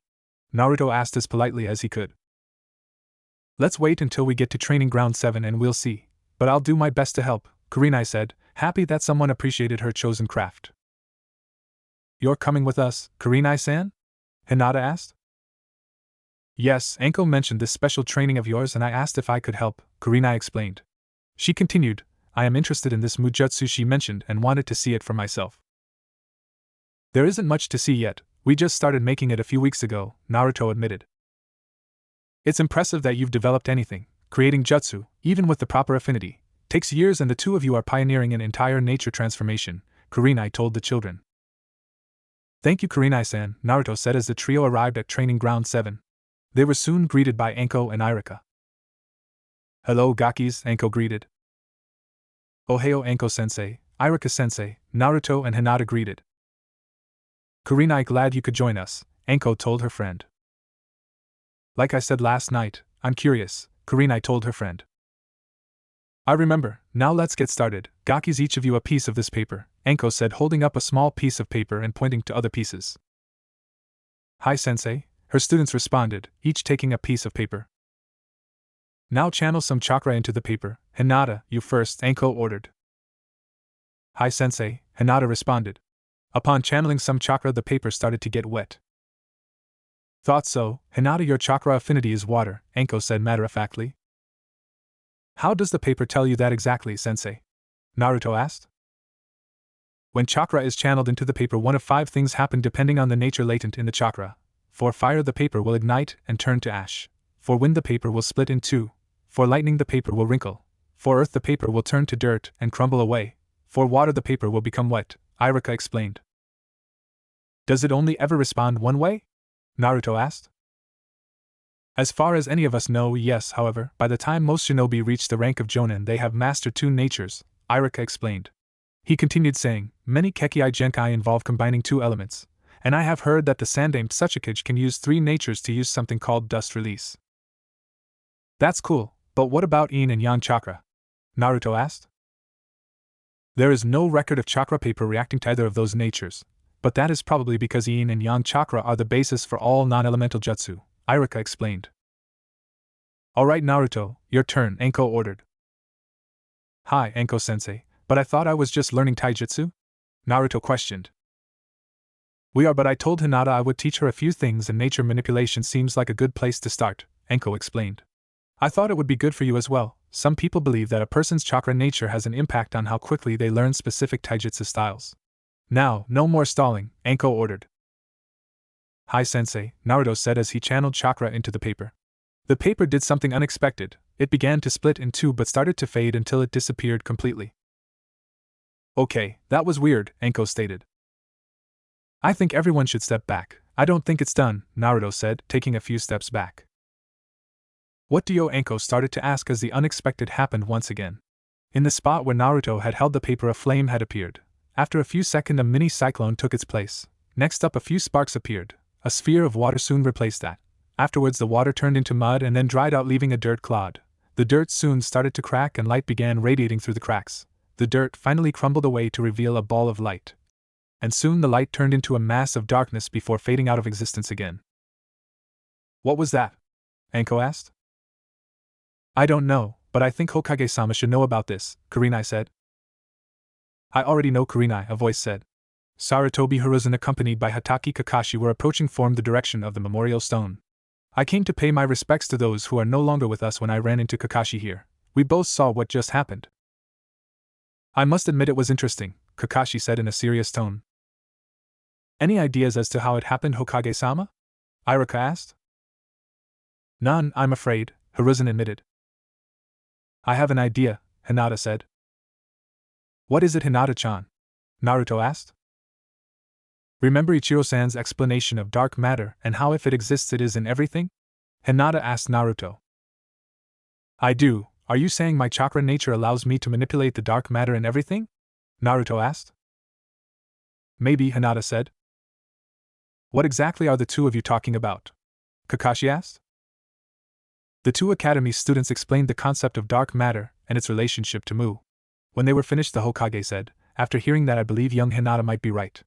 Naruto may very well be able to use one nature as easily as the next. But what about the light and darkness? Kurenai asked. Yin and Yang release are also called the dark and light release respectively, and because Mu exists between the two, Naruto may be able to create techniques based on light and darkness as well, the Hokage suggested. That sounds awesome, but maybe we should test that theory, Gigi, Naruto said. I agree, Naruto, but I am at a loss as to how to test light and dark techniques simply because I don't know of any, the Sandaime admitted. I'm already creating Mu Jutsu. Creating 2 more nature transformations couldn't be that much harder, Naruto said, mostly in an attempt to reassure himself. Maybe, but for now let's stick with the 5 established natures, Hiruzen suggested, seeing Naruto's discomfort. The Hokage then said, Naruto, I am going to teach you some low-level jutsu, and I want you to try them. Hi Gigi, Naruto said. Hiruzen then proceeded to teach Naruto Katan, Phoenix Flower Jutsu, Futon, Great Breakthrough, Suiton, Gunshot, Doton, Headhunter Jutsu, and Raiton, Discharge. After which he had Naruto try each, and while it was clear that he was just a beginner, Naruto did indeed succeed in using each jutsu. Well, it seems young Hinata's theory was correct, Naruto. With this you may very well be on your way to being the next Shinobi no Kami someday, the Sandaime said, clearly impressed. That sound cool, Gigi, but I still need to test the other 2 natures, Naruto said, happy for the compliment, but still feeling as though it was undeserved without light and dark jutsu to test out. You're still young, you have plenty of time, Hiruzen said. Noticing the position of the sun, he said, before anything else though, you kids need to get to class. Sure thing, Gigi, and thanks, Naruto said. Turning to Anko, he said, sorry we couldn't actually train Anko-sensei, should Hinata-chan and I meet you here tomorrow? Same time, same place, Gaki, Anko responded. Turning to her boyfriend, she said, Iruka-kun, I guess you better get going too. Yeah, see you tonight? Iruka asked. Of course, Anko responded. With that, the students and the Chunin instructor headed for the academy, leaving the others to discuss Naruto's latest surprise. Despite the odd first day, Anko's special training was progressing rather well. Naruto had become proficient enough in snake style to actually use it during academy spars, much to the displeasure of certain classmates. True to her word, Kurenai had also helped him with genjutsu, but only with the basics: invisibility, images that would cause emotional duress, and most importantly, how to dispel genjutsu. She told him that there were others but that he should wait until after graduation. Those lessons were not easy. Naruto's chakra control had improved since the mood training and meeting the Kyuubi, but his level of control was still that of an academy student. Hinata's training had been going well too. Anko and Kurenai had managed to teach her a few water jutsu as well as how to incorporate some of her natural flexibility into her Juken style. Hinata's mastery of Mu techniques was slowly but surely catching up to Naruto. Hinata found that she could create tiny ethereal blades on her fingertips, and that she could use the blades in lieu of chakra with Juken. However, she had yet to test the effectiveness of her blades out of fear of causing an ally permanent damage. It was also discovered that Hinata's ethereal summon could close Tenketsu, making Hinata the first Hyuga to be able to do so at a distance, although few in her clan appreciated it. Naruto's independent training was having mixed results. His Mu techniques were getting better. He could create full-body clones from nothingness. Physical attacks and projectiles passed through them, and they could fight. They had drawbacks though. Elemental jutsu could destroy them. They didn't last long, they could only last a minute and a half, and they had a tell, they didn't cast a shadow, much like the standard Bunshin. Naruto believed that he could improve this technique over time, and with more knowledge of various Bunshin jutsu. His elemental training was progressing at a normal pace, for an academy student at least, except for light and dark jutsu. So far Naruto could only do 1 jutsu for each, Teioken for light and Kuruzu for darkness. Teioken was performed when Naruto placed his hands close to the center of his face with his fingers spread toward his eyes. This would cause a white light to fire out and blind everything watching except for Naruto. Kuruzu had an effect similar to a black hole, Naruto created an inescapable vortex which would draw his target towards him.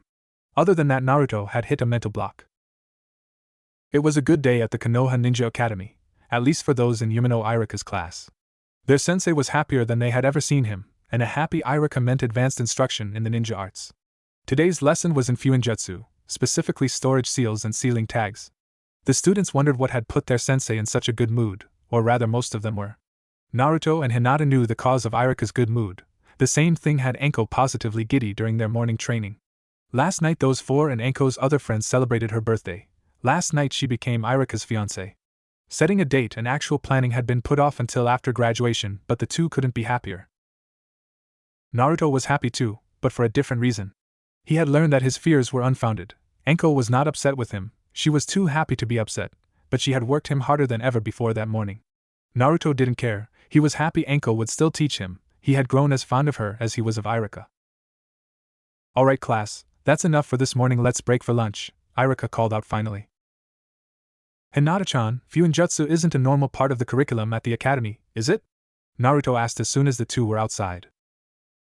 No, I don't think it is, Naruto-kun, but it is a nice change of pace, Hinata answered. I think so too, hopefully I'll be good enough someday to do the Hiraishin no Jutsu, Naruto said, dreaming of the day he could be like his father.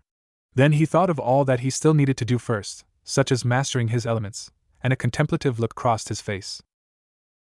Worrying for her crush, Hinata asked, is something wrong, Naruto-kun? I'm just thinking of what to do about my light and dark jutsu, Naruto told her. He went on to explain, I've got one jutsu each so far, but there is still so much I don't know about either, what elements they work with, what I can do with them, things of that nature. I know what light and dark are, but I can't think of how to use them in combat.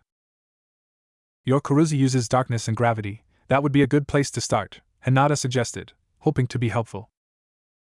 I guess that's as good a place as any to start with, but I know there's more to darkness than that, Naruto said, grateful for his friend's help. Looking around, Naruto noticed another one of his classmates, Aburame Shino, was in a foul mood, or rather Naruto assumed Shino was in a foul mood if the buzzing from his coat was anything to go by. Something wrong, Shino? Naruto asked. Shino answered in his monotone voice, I am angry. Why? Because children treat insects as though they cannot feel pain. What exactly do you mean? Hinata asked. Children should not be given magnifying glasses. Why? Because they use them to burn ants, Shino said. Oh yeah, I've seen kids do that, it's where they focus the sunlight, and Naruto trailed off. Naruto-kun? Hinata asked, wondering why he stopped. Thanks, Shino, you've been a great help, Naruto said suddenly. You are welcome. Why, I don't know, because you were the one lending me an ear, Shino said. You'll find out soon, just watch, Naruto said. Naruto took a moment to concentrate, during which his hands started to glow. After he finished, he picked up a nearby rock and tossed it into the air. He extended his index finger, took aim, and shot a beam of light out of it at his target. When the rock landed, there was a hole about the diameter of Naruto's finger. When this was done, Naruto said, Awesome, I think I may have just gotten rid of my mental block. Hinata was happy for him, but she was the only one. Almost everyone else looked at Naruto as though he had just grown a second head. One student looked on in jealousy and went to confront Naruto.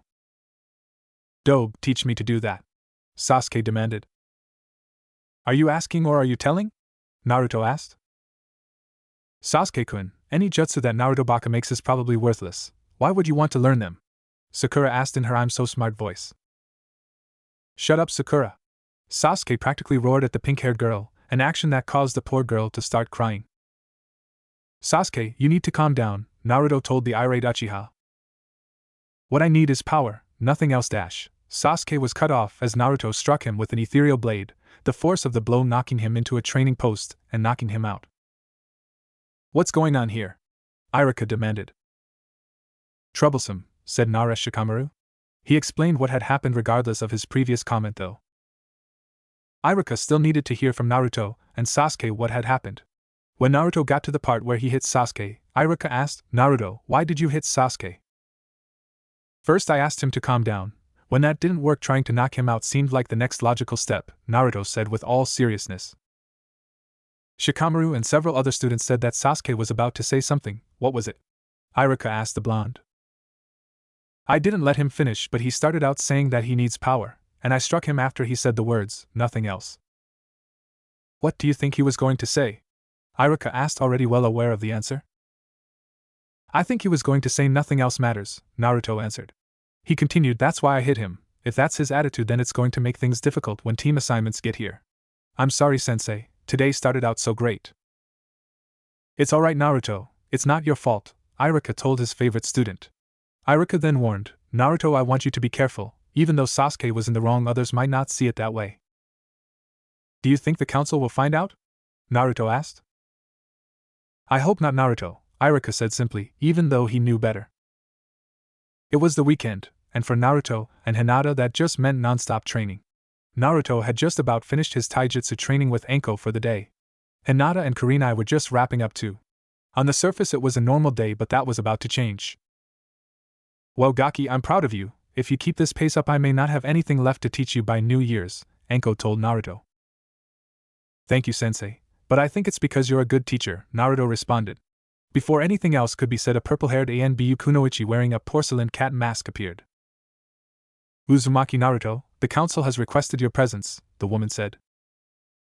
With all the respect that's due, Nico-san, everyone in this training ground knows that the council never requests, it demands, was Naruto's response. Be that as it may, Uzumaki-san, you still have to go, Nico said. Anko made her way over to Nico and asked, couldn't this have waited until after my lesson? Shida whispered, seriously though, Yugao-chan, what's this about? Nico, or rather Yugao, responded in the same hushed tone, the civilians are pissed about what happened at the academy yesterday. Apparently some Kunoichi hopeful whined to her parents about how Naruto viciously attacked her Sasuke-kun. Kunoichi hopeful, I hope not, Anko responded, laughing at her own joke. Whatever you call her, Naruto-kun and I need to go before it gets worse, Yugao whispered back, not amused. Falling back into her Nico persona, she said, Uzumaki-san, I am to escort you to the council chambers. Sure, Nico-san, I want to get this over with, Naruto said, already aware of why the council wanted. Naruto-kun, Hinata said, worry evident in her voice.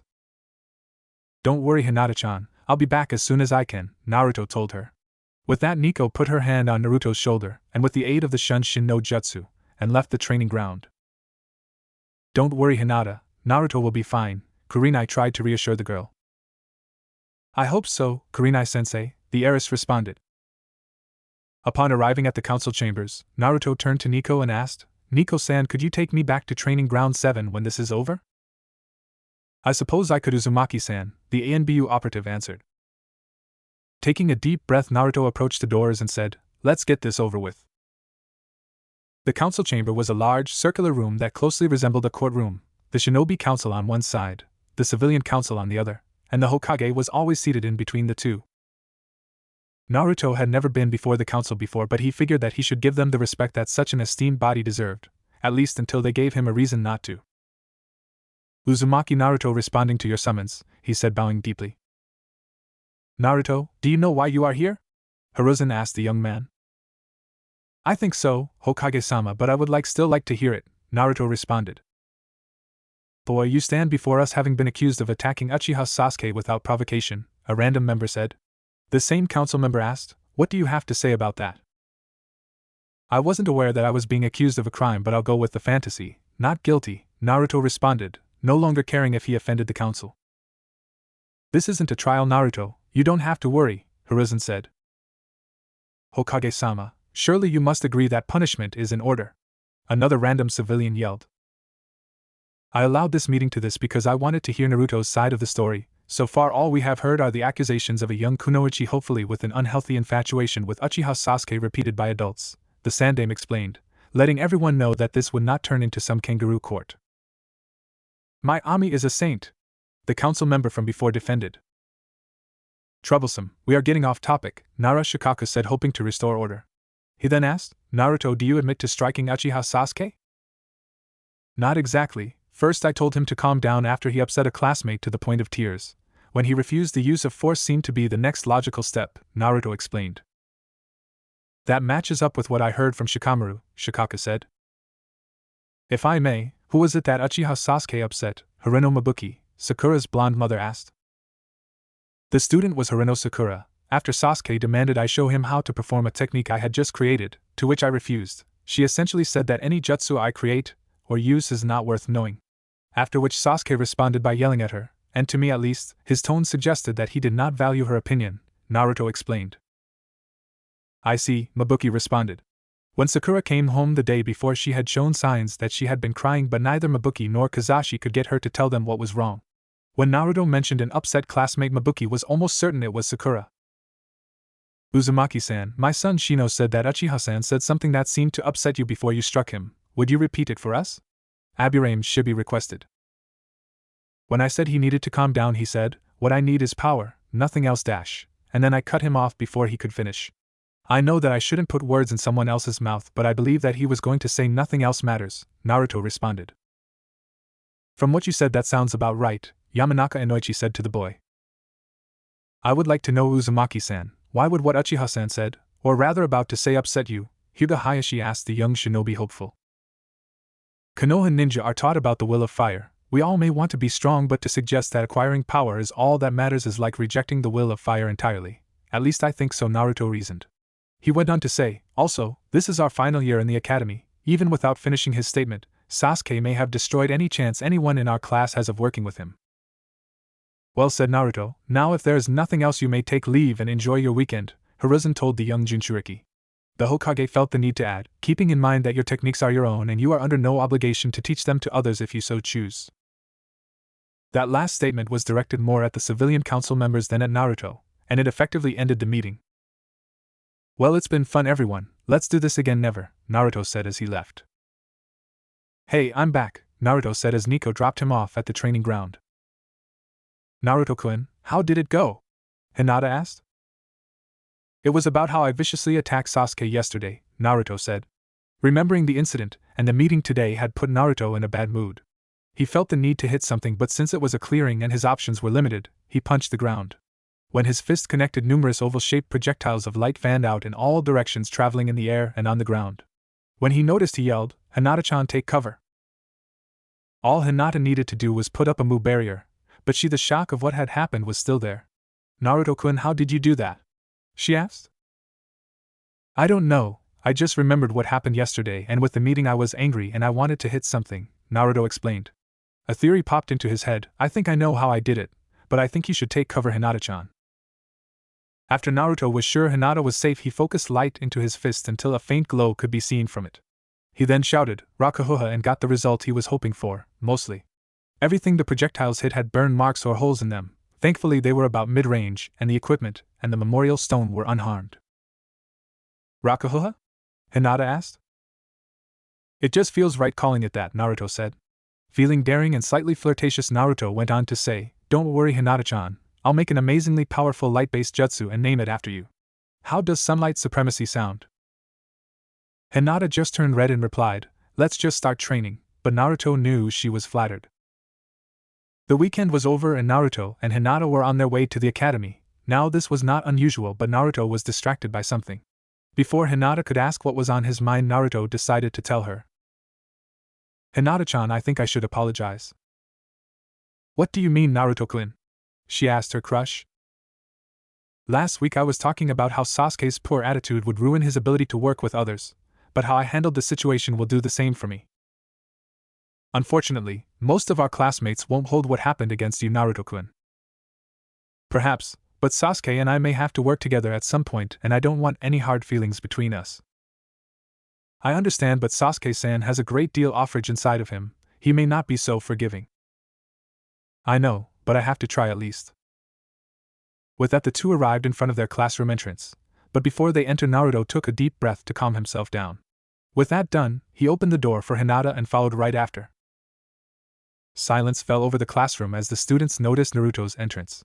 Well, I suppose I should have expected this, Naruto thought. After a quick scan of the classroom, Naruto found who he was looking for and decided it was now or never.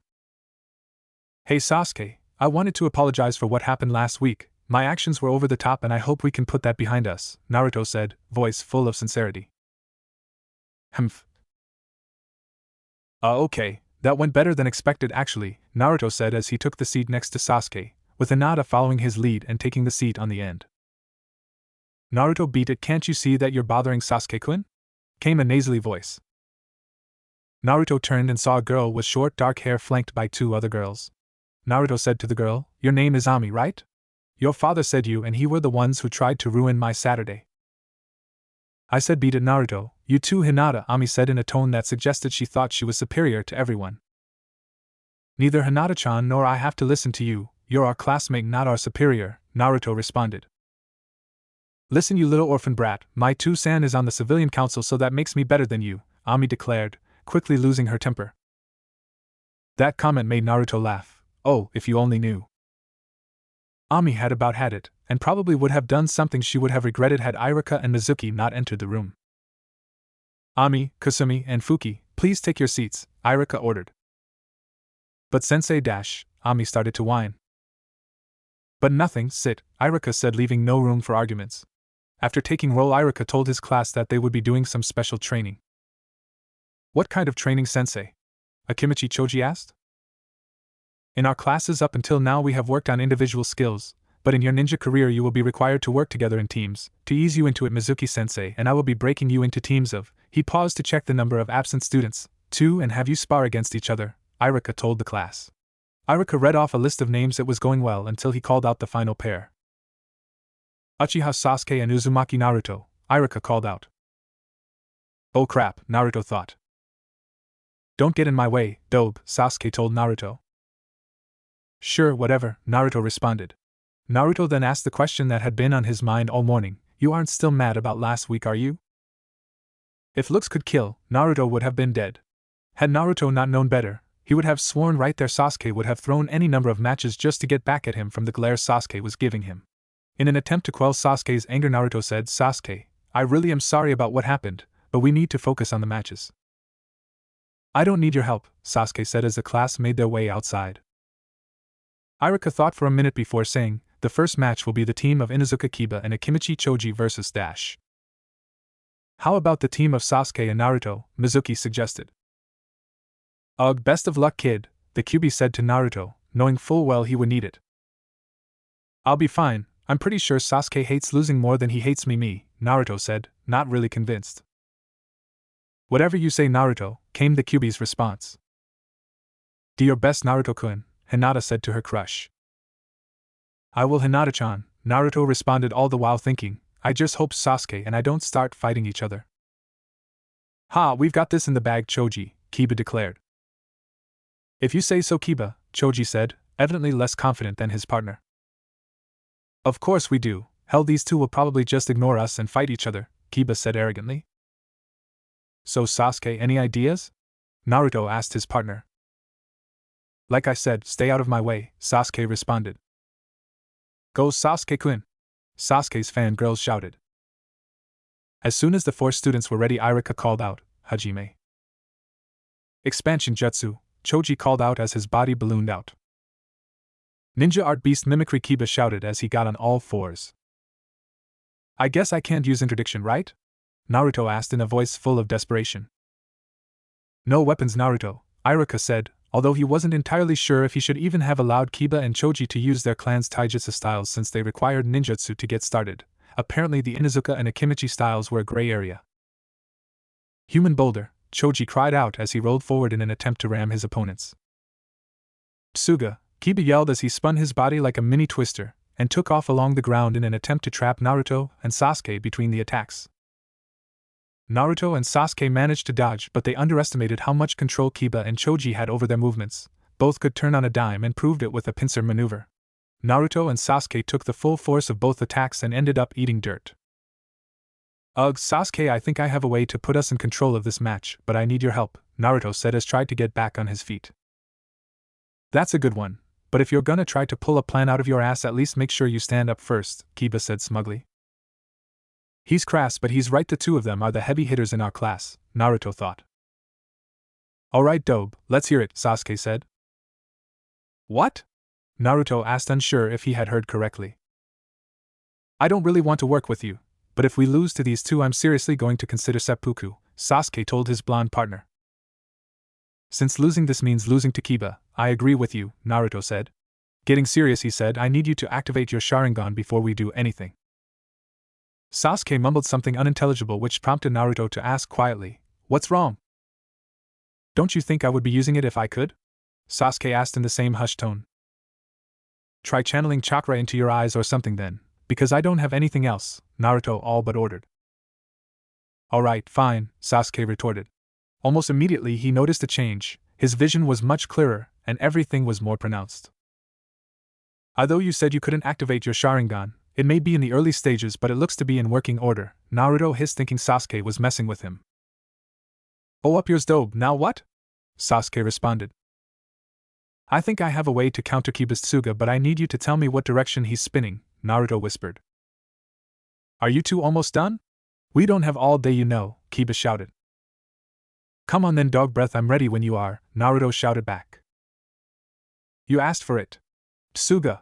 Kiba shouted as he resumed attacking his opponents, although his primary focus was Naruto. Sasuke, which way is he spinning? Naruto asked, setting up to counter. Counterclockwise, Sasuke said. He then asked, now what? Once I catch him, hit him with all you've got, Naruto responded as he flipped over onto his hands and launched himself feet forward towards Kiba. As Kiba approached, Naruto set his legs up like a pair of scissors and brought them together with enough force to stop Kiba from spinning. After that, Sasuke hit Kiba with jump kick that knocked him out of bounds. Not what I had in mind, but I can't argue with results, Naruto said, glad that he and Sasuke could focus on one opponent now. Any other ideas? Sasuke asked in a hushed tone. There is something I would like to try, but we need to get Choji into the air first, Naruto whispered back. Kiba has us covered, Sasuke said, pointing out the trench left by Kiba's first Tsuga. Great, either Choji will have to stop his technique, or he keeps going and goes out of control, Naruto said. In the first case, I need both of us to get the back of his neck on our shoulders. After that, just follow my lead, Naruto continued. And in the latter situation? Sasuke questioned. I don't know, but hopefully it will buy us some time, Naruto said. Alright, your last plan worked. Let's see if miracles can happen twice, Sasuke said in jest. You cracking jokes, I think that's a sign of the apocalypse, Naruto joked back. Come on, Choji, you could still have a chance to win, Naruto said, hoping to coax another human boulder out of his classmate. Don't get cocky just because you beat Kiba. Human boulder doesn't have a weak point, Choji declared as he got ready to charge his opponents. Without Kiba to trap them, Naruto and Sasuke could dodge Choji easily even with his enhanced size. After leading him around for a bit, Naruto and Sasuke finally managed to get Choji to roll into the trench Kiba left. Just as Naruto had expected, the trench forced Choji into the air. Choji, being Choji and wanting to keep the damage to a minimum, stopped spinning and reverted to his normal size. Unfortunately for Choji, he misjudged how he would stop and was falling headfirst, and that was exactly what Naruto wanted. I'll get his right side, you get his left, Naruto told Sasuke. Got it, Sasuke responded, and with that the two boys had the back of Choji's neck resting on their shoulders and their hands around one ankle each. From a third-person perspective, Naruto and Sasuke had Choji upside down and dog-legged. It was then that Naruto called out, Buster Variation Part 5, as he and Sasuke landed in a kneeling position. Ga was the only sound Choji made as his opponents let him drop on his back, defeated. Winners Naruto and Sasuke, Iruka declared, relieved that the two boys hadn't started fighting each other. That was fun, let's do it again sometime, Naruto said to his partner. Not interested, Sasuke responded. Alright, but I still think we need to talk, Naruto told Sasuke. Fine, whatever, Sasuke said, too tired to argue. When the final team matches finished, Iruka decided that his students deserved a break. Alright class, we'll break for lunch and then finish up the day with a review. Answering his class's unasked, collective question, he announced, the best team is the duo of Uchiha Sasuke and Uzumaki Naruto. After a short applause, the students went off to eat and do their own thing until class resumed. Alright Dobe, what do you want? Sasuke asked as he met up with Naruto and Hinata.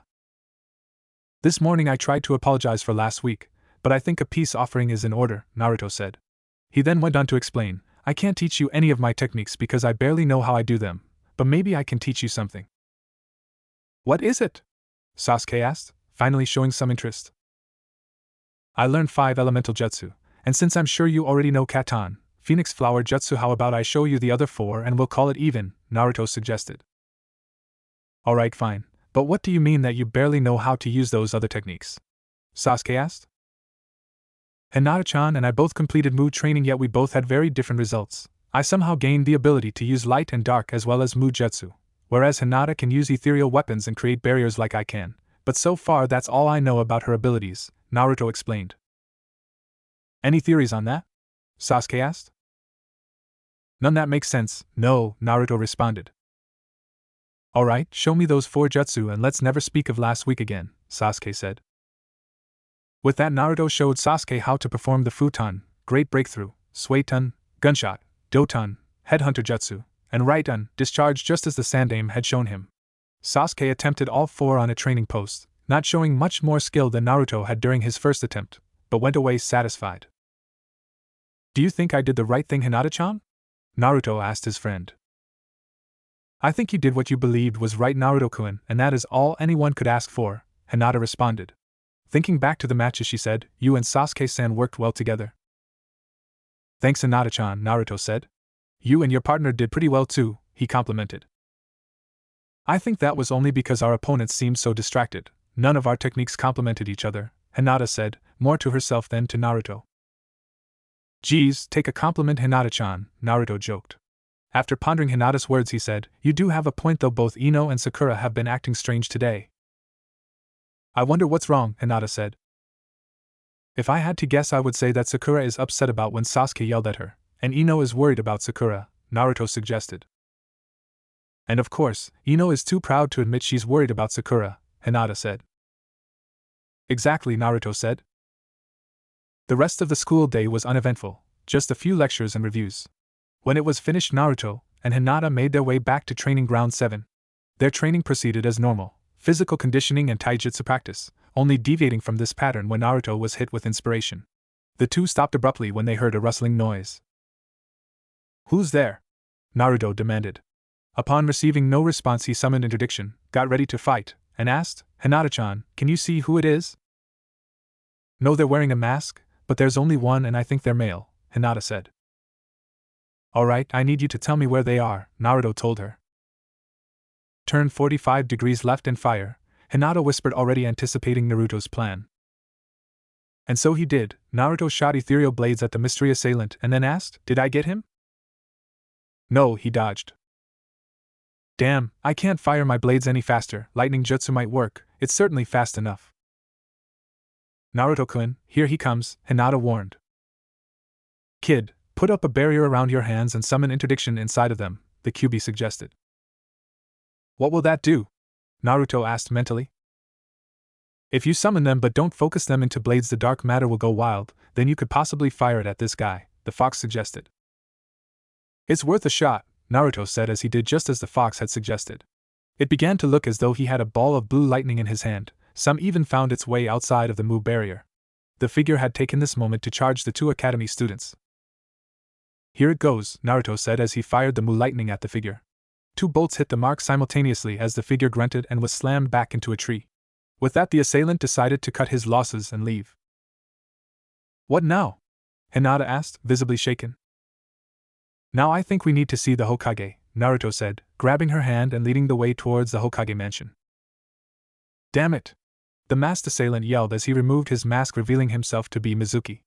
I could have given the Hyuga girl to Orochimaru-sama, pinned the girl's disappearance on the demon, killed him, and have my record expunged all in one evening, Mizuki ranted. After he calmed down, Mizuki said, well, there will be more chances, maybe I should try a different approach. With that, Mizuki figured he would need to keep up his charade a while longer, and began to plan a way to get Naruto alone. Naruto and Hinata reached the Hokage mansion just as the sun had finished setting. Fortunately for them, the Hokage frequently had to work late. Not even caring what he saw in the Sandaime's office, Naruto just barged in. Hokage Gigi. Huff, something puff happened at Wee's Training Ground 7, the blonde shinobi hopeful announced while trying to catch his breath. Seeing his surrogate grandson and the Hyuga heiress in such an exhausted and fearful state had Hiruzen convinced that what had happened was more significant than a training accident. It was only thanks to living through 3 shinobi world wars that Hiruzen could address the situation calmly. Naruto, calm down and tell me what happened, the Sandaime ordered. Naruto didn't get scared often, so Hiruzen knew Naruto came looking to talk to the Hokage and not his Gigi. After taking a moment to collect himself, Naruto told the elderly Hokage what had happened at the training ground, from the time he and Hinata began training to how they had run all the way from Training Ground 7 to the Hokage mansion. Once Naruto had finished recounting the events that led him to barging into the Hokage's office, Hiruzen called 2 ANBU into his office. Bring Hyuga Hayashi and Yumino Irika to me at once, he ordered. With 2 calls of, "Hi Hokage-sama," the ANBU were gone. Turning back to the children, the Hokage had some questions Naruto's story did not answer, and he was hoping Hinata could give him more answers. "Hinata, did you manage to see this assailant?" the sexagenarian asked. "No, sir, they were wearing a mask, but their build was most certainly that of a male," the young girl answered. "I see. Well, now let's wait until everyone gets here before we continue," Hiruzen asked. They didn't have long to wait. The ANBU returned with Hayashi, Irika, and to no one's surprise, Anko. "Our apologies, Hokage-sama. Anko-san insisted on coming with Irika-san," one of the ANBU explained. "No matter, she may as well hear this too if she is going to continue training these two," Hiruzen responded before dismissing them. "Hokage-sama, if I may ask, what has happened?" Hayashi asked. "Both Naruto and Hinata were attacked at Training Ground 7 not long ago by an unidentified assailant. While they were able to drive their attacker away, I do not believe this will be the last we hear from them. Now, before the 3 of you joined us, Hinata had identified the attacker as a male. Now that you are here, I will continue with the questions," Hiruzen explained. Turning to Hinata, he asked, "Hinata, do you know who their target was?" "They didn't discriminate as far as I could tell, sir," Hinata answered. "I see," Hiruzen responded. Turning to the adults, he asked, "Do any of you know of anyone who would wish these children harm?" "I would say Kumo, but they wouldn't send someone who could be stopped by academy students," was Hayashi's answer. "I have an idea, but I would rather tell you in private, Hokage-sama," Irika said. "I know who Irika-kun is talking about, and I think he's right," came Anko's reply. "Any particular reason you two won't tell all of us?" the Hokage asked. "We can't accuse a fellow Konoha shinobi without proof," Irika said simply. "And it may prompt Mizuki to act if these two start acting overly cautious around him," he silently added. "I see, then I need the 2 of you to stay after we finish," the Hokage said, knowing full well who Irika and Anko suspected. Moving on, he then said, "I think it would be wise for these 2 to have someone keep an eye on them at all times until this mystery man is caught. I will have a branch member accompany Hinata to and from training and station guards around her room at night," Hayashi said. "Now that just leaves Naruto," the Hokage said, considering his options. "I'd say he could stay with me, but there isn't much space in my apartment," Irika explained. "Same with me," Anko said simply. Ironically, she and Irika were discussing what they would do about a place to live after their wedding. If lack of space is the only issue, then I think I have a solution," Hiruzen said, coming to a decision. "What is it, Gigi?" Naruto asked. "The home of the Yondaime has been empty for years. Perhaps it is time it had some new occupants, and the 3 of you have been looking more and more like a family recently," the Sandaime said. "Are you sure that's all right, Hokage-sama?" Irika asked. "I'm sure, there may be a layer of dust on everything, but it would accommodate the 3 of you just fine," the Sandaime told them. Knowing what Irika's real concern was, Hiruzen then said, "You need not worry about how the council. I think it is time that they were reminded who runs this village." "Well said, Hokage-sama," Hayashi said. "As I said, though, it will take at least a day before anyone can move in, so for tonight I will assign Naruto an ANBU guard," Hiruzen said. "That will not be necessary, Hokage-sama. He can stay at my clan's compound tonight," Hayashi proposed. "That is rather generous, Hyuga-sama, but are you sure I won't be imposing?" Naruto asked. "Not at all," Hayashi said simply. "I thank you, Hyuga-sama," Naruto said, his voice full of gratitude. "Now if you and Hinata will leave the room, there is something I wish to discuss with the Hokage," Hayashi told the 2 students. "Hi, sama," Hinata said, as she left the office. "Hi, Hyuga-sama," Naruto responded, closing the door behind him. After making sure that the children were out of earshot with his Byakugan, Hayashi finally asked, "Now Yumino-san, Mitarashi-san, who do the 2 of you believe attacked the children?" "We both believe that it was the academy instructor, Mizuki," Irika told Hayashi. Yes, the murder suspect the civilian council placed at the academy. I had almost forgotten about him," Hayashi said. "Yes, so far all he has done is attempt to sabotage Naruto's training," Irika started to say. "Which is something that many in Konoha would praise him for, unfortunately," Hayashi interrupted. "Which is part of the reason we suspect him, Anko-chan, and I found it odd that a man accused of murdering a member of his squad just so happens to be put in my class as an assistant," Irika said, finishing his earlier though. "It is purely speculation, but I would bet an A-rank missions pay that the civilian council tried to cut a deal with Mizuki, get rid of Naruto, and they make the charges against him disappear," Anko suggested. Well, for now we must remain vigilant, Mizuki or not someone wishes to harm Naruto, and, apparently, Hinata as well, Hiruzen said. Realizing that nothing could be done at this point, Hiruzen said, if that is all, then I bid you all good evening. Hi Hokage-sama, the three responded before they left the room. Before heading to the Hyuga compound, Hayashi and Hinata accompanied Naruto to his apartment so that he could collect his belongings. When he had finished and the three began their trek back to the Hyuga compound, they walked in silence until Hayashi decided to ask about Naruto's lack of luggage. Naruto-san, while it is important to pack light, you may not see your apartment for some time. Are you sure it is wise to leave the rest of your possession until tomorrow? Actually, Hyuga-sama, everything I own that isn't replaceable is in the pack. All I left was the food in the fridge and my cups of instant ramen, Naruto said, as if his situation were normal. Minato, my old friend, Hayashi thought, I wonder if you would consider saving the village if you had known how your son's life would turn out. I see, Hayashi said simply, worried that he would say the wrong thing. That had killed any chance of conversation for the rest of the trip to the Hyuga compound. Upon their arrival, the group of three was greeted by a branch member. Hayashi-sama, Hinata-sama, welcome home, and I see Uzumaki-san is with you this evening, the Hyuga said. Although there were a few holdouts, most Hyuga had grown accustomed to Naruto's presence. Yes, there was, shall we say, an incident at Training Ground 7. Naruto-san will be spending the night at the compound, Hayashi explained, trying not to give too much away. Shall I show him to the guest quarters before he joins you for dinner? The branch member asked. Before Hayashi responded, he noticed Ko passing by and, getting a rather devious idea, said, No, I think it would be best if Ko did that. Beckoning his clansman, Hayashi said, Ko, would you be so kind as to show our honored guest to his quarters and then to the dining room? Hi, Hayashi-sama, Ko responded almost immediately. Looking around, he then asked, Where is our guest? Naruto-san is our guest for the night, Hayashi told his confused clansman. Ko looked as though he had been slapped, but he obeyed all the same. Hi, Hayashi-sama, come Uzumaki-san. Hi, Ko-san, Naruto responded as he followed Ko to the guest quarters. As Ko was guiding Naruto, memories of his conversation with Hayashi weeks ago began to surface. Flashback no Jutsu.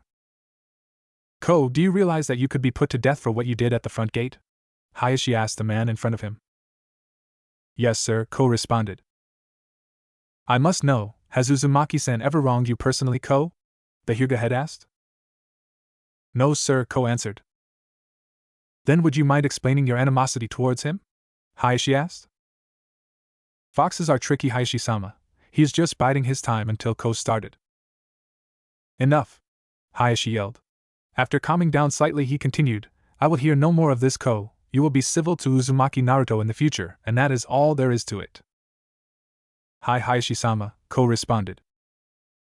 Now, Ko, I must ask, you had faith in Namikaze Minato's abilities when he was alive. Why do you doubt them now that he is dead? Hayashi asked. It was a question that he wished he could ask all of Konoha, was Ko's response. That's what I thought, Hayashi said as he turned to leave. Ko-san, is everything all right? Naruto asked, shaking Ko from his thoughts. Yes, Uzumaki-san, I'm fine, Ko responded. Noticing that they had reached the guest quarters, Ko said, Here we are, Uzumaki-san. Thank you, Ko-san. Could you show me to the dining room after I drop off my belongings? Naruto asked.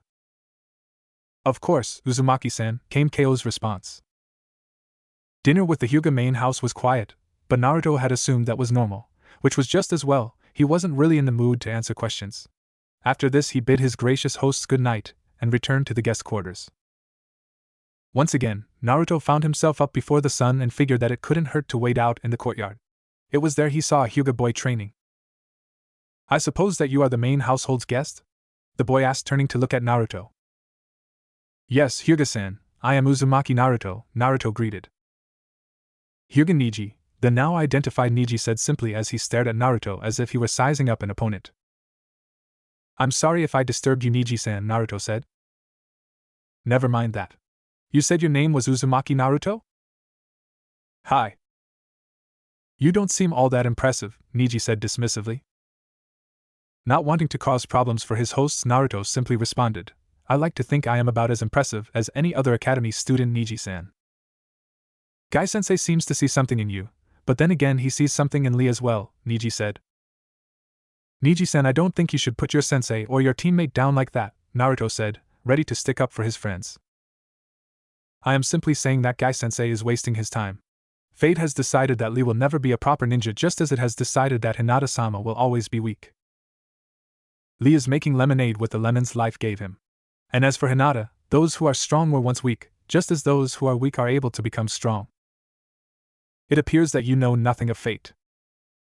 I don't think I want to. I'd much rather determine my own destiny. You are a fool. I've been called worse. Niji-nissen, Naruto-kun, came a timid voice. Ohio, Hinata-chan, Naruto greeted, his annoyance with Niji momentarily forgotten. Hinata-sama, Niji greeted curtly. I came to tell you both that breakfast is ready, Hinata said.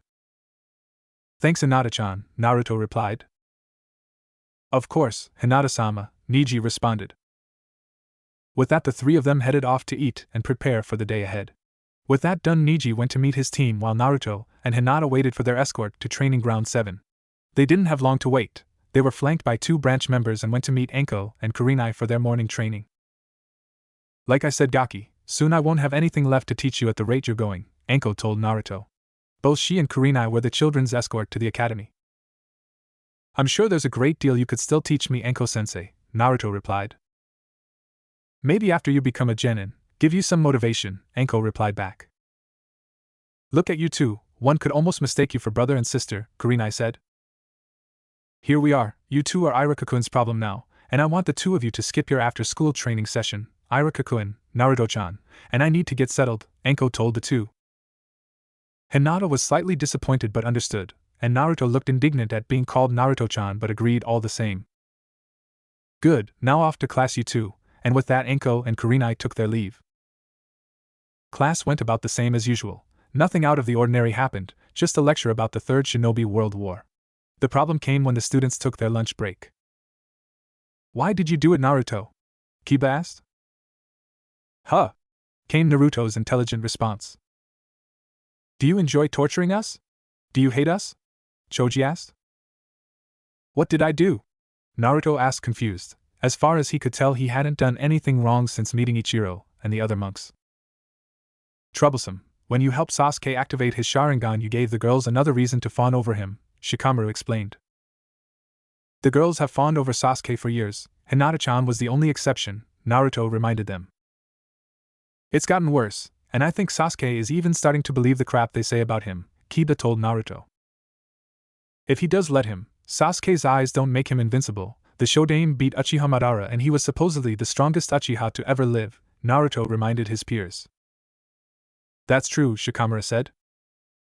Dobe, I want a rematch, Sasuke said as he made his way over to Naruto's group. I'm afraid I must decline. I'm in no mood to go back in front of the council and explain how your RARA squad is full of shit, Naruto responded.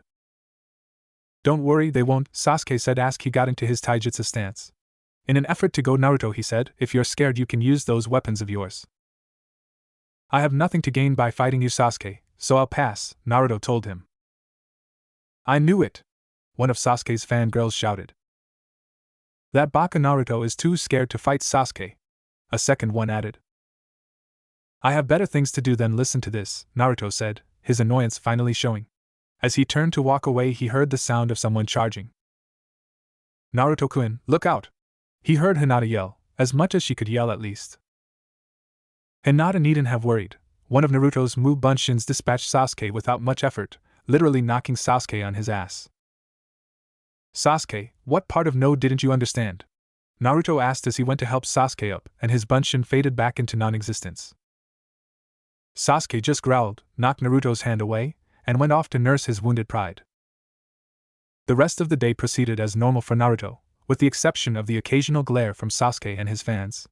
When the day was finished, Irika called Naruto and Hinata to him, escorted Hinata home and grabbed Naruto's things, and then, with Naruto in tow, went to his apartment to gather his own possessions. I don't think I've ever seen your place, Sensei, Naruto said. Not much to see really, Irika said as he started grabbing loose items and putting them into a storage scroll. Naruto noticed something out of the corner of his eye and asked, Irika-sensei, what are those? Those were a gift from Enko-chan. They're called chakrams. They can be in a manner similar to Fuma Shuriken but can also be used in melee combat. Irika explained. Now in full lecture mode, Irika continued, The most iconic method of throwing a chakram is tajani, wherein the weapon is twirled on the index finger of an upraised hand and thrown with a timed flick of the wrist. The spin is meant to add power and range to the throw, while also avoiding the risk of cutting oneself on the sharp outer edge. An adept user can twirl the chakram while using another weapon with the other hand. These are special though. I can combine them with fire jutsu to leave trails of fire behind them, or if I feel it is necessary I can use them to place a seal on my opponent, snap my fingers and said opponent will burst into flame.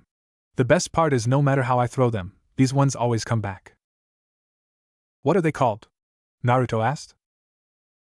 Eternal flames, Iruka answered, holding the chakrams up for Naruto to examine.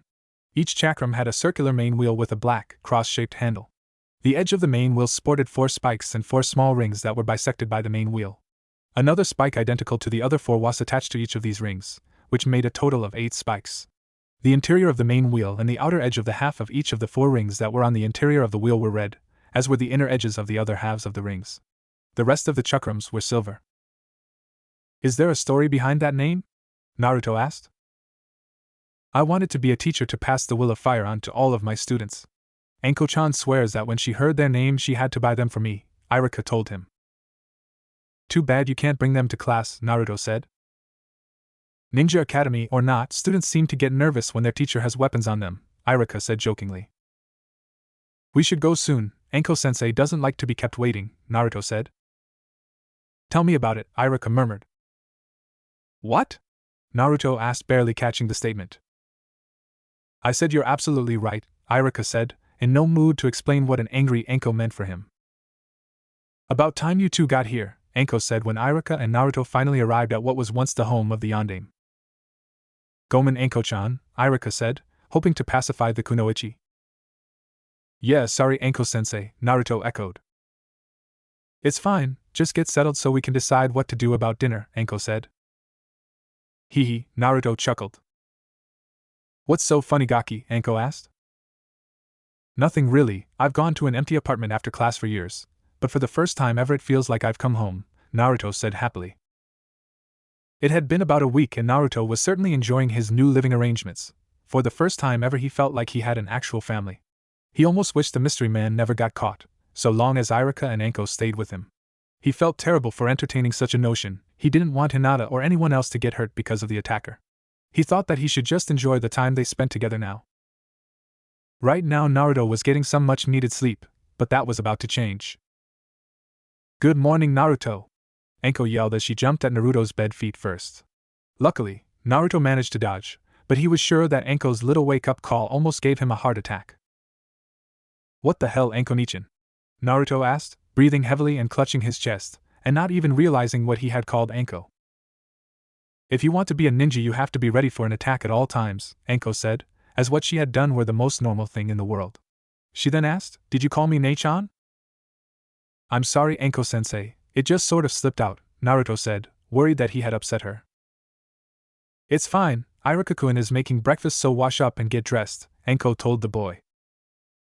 Naruto had done just as Anko had said and met both her and Iruka in the house's modest dining room. When he sat down he began to eat in silence. Iruka, sensing something was wrong with his student, asked, What's wrong, Naruto? Nothing, sensei, Naruto said, putting a fake smile on his face for the first time in a while. Naruto, I can tell when you're lying. Whatever it is you can tell us, Iruka said, concern showing on his face. That did it. A single tear trailed down Naruto's face. Both Anko and Iruka saw it, but Anko was the first to speak. Naruto? Her voice full of concern. I'm a terrible person, Naruto said simply. Why would you say that, Naruto? Iruka asked, growing more worried. I know it hasn't been that long, but for the first time in my life it feels like I have a family. Part of me even wishes that the man who attacked Hinata-chan and I never gets caught so I won't be alone again, Naruto said as the tears started to flow freely. Naruto, it's Iruka started to say. I know it's selfish and I know that it's wrong. But I can't help it. As long as this guy is on the loose everyone could be in danger, and part of me doesn't care. I want us to stay together. I'm sorry, you both must think I'm a monster, Naruto finished. With that done, Anko went to embrace the young blonde and Iruka put his hand on the boy's shoulder. That's not true, Naruto, no one thinks you're a monster, Iruka told the boy. Yes, they do. Not for wanting to stay with the two of you, but they think I'm a monster, Naruto said. Naruto, what are you talking about? Anko asked. He means people can't see past me, the Kyuubi said, coming to Naruto's rescue. Am I speaking with the Kyuubi? Iruka asked, a hint of anger in his voice. You don't actually have to speak, I can hear your thoughts just fine, the fox replied. So you know about the fox? Anko asked her surrogate little brother. He knows everything, about me, who his parents were, and the truth about that night, the Kyuubi said. What do you mean the truth about that night? Iruka asked mentally. The Kyuubi proceeded to explain what had happened from the Shinju to his first meeting with Naruto. I'm not sure what to think anymore, Iruka thought, as his anger at the fox shifted to the masked man. The masked man may have released me, but I did kill your parents, and I suppose I owe you an apology, the Kyuubi said. The kid must be rubbing off on me, he thought, although he didn't sound too upset about it. Yes, you did, but I have been judging you unfairly for the past 12 years, and for that I am sorry, Iruka replied. Thanks for the history lesson, Kyuubi, but right now we have a crying child to console, Anko reminded the others. Indeed you do, I'll leave you to it, the Kyuubi said as he cut the link between himself and the two older ninja. Naruto, it's okay, Anko-chan, and I will always be there for you, Iruka said. I know, Naruto said as he started to calm down. Before anything else could be said, there was a knock on the door. That must be Kurenai, damn it, we're late, Anko said. Anko-chan, maybe Kurenai can handle both Naruto and Hinata today. I think we need to talk to the Hokage, Iruka said. You're right, I'll ask her, Anko said, going to answer the door. Naruto, don't worry, everything will be just fine, we'll talk after you get home this evening, alright? Iruka asked his student. Okay, sensei, Naruto replied. With that, Naruto went to meet Kurenai for his morning training. When Kurenai and Hinata saw the signs that Naruto had been crying, they were shocked, to say the least. Hinata latched onto him as if to shield him from whatever life could throw at him. Kurenai had agreed to handle both kids today, but not before she made sure that Naruto wasn't upset by something Iruka or Anko had done. When she was satisfied, she led the two to training ground 7. Kurenai wasn't exactly sure how to help Naruto. She didn't practice snake style, and she wasn't sure an academy student should know any genjutsu beyond what she had taught both of the children already. Thankfully, help had appeared in the form of two familiar figures at the memorial stone. Asuma, is that you? Kurenai asked. Sarutobi Asuma was a tall man, with brown eyes, short, black spiky hair, and beard. He wore the standard Konoha ninja uniform with the sleeves rolled up halfway, a flak jacket, regular shinobi sandals, and forehead protector. He also wore a sash that had the kanji for fire on it around his waist, a pair of black bangles and bandages wrapped around the arms of his sleeves. Hey Kurenai, it's been a while, he greeted. 7 years isn't a while, Asuma, Kurenai shot back. No acknowledgement for me, I notice, the second person, Kakashi said. Sorry Kakashi, how are you today? Kurenai asked. Oh, you know, same as always, and glad that my old friend is back in the village, Kakashi said. I didn't know you were one of the daimyo's guards, Asuma, Kurenai said, noticing the sash. Yeah, the 12 Guardian Ninja was great until half of them decided they wanted to revolt against my dad, replace the daimyo, and conquer the rest of the elemental countries, Asuma said, as though such a thing happened daily. What? Kurenai asked, wondering if she had heard right. Yeah, me, a buddy of mine, and the guy who led the half of the group that planned the coup are the only surviving original members, Asuma said with a sigh. He went on to say, we have our issues, but I love my dad, I wouldn't let anything happen to him. Should Hinata-chan and I have heard any of that? Naruto asked. Oh, I didn't expect you to have students already, Kurenai, Asuma said. It's not official, but I am hoping to get a genin team, Kurenai said. She then introduced her two students. This is Hyuga Hinata and Uzumaki Naruto. Hey, how's it going? Asuma greeted. Nice to meet you, Asuma-san, Hinata said.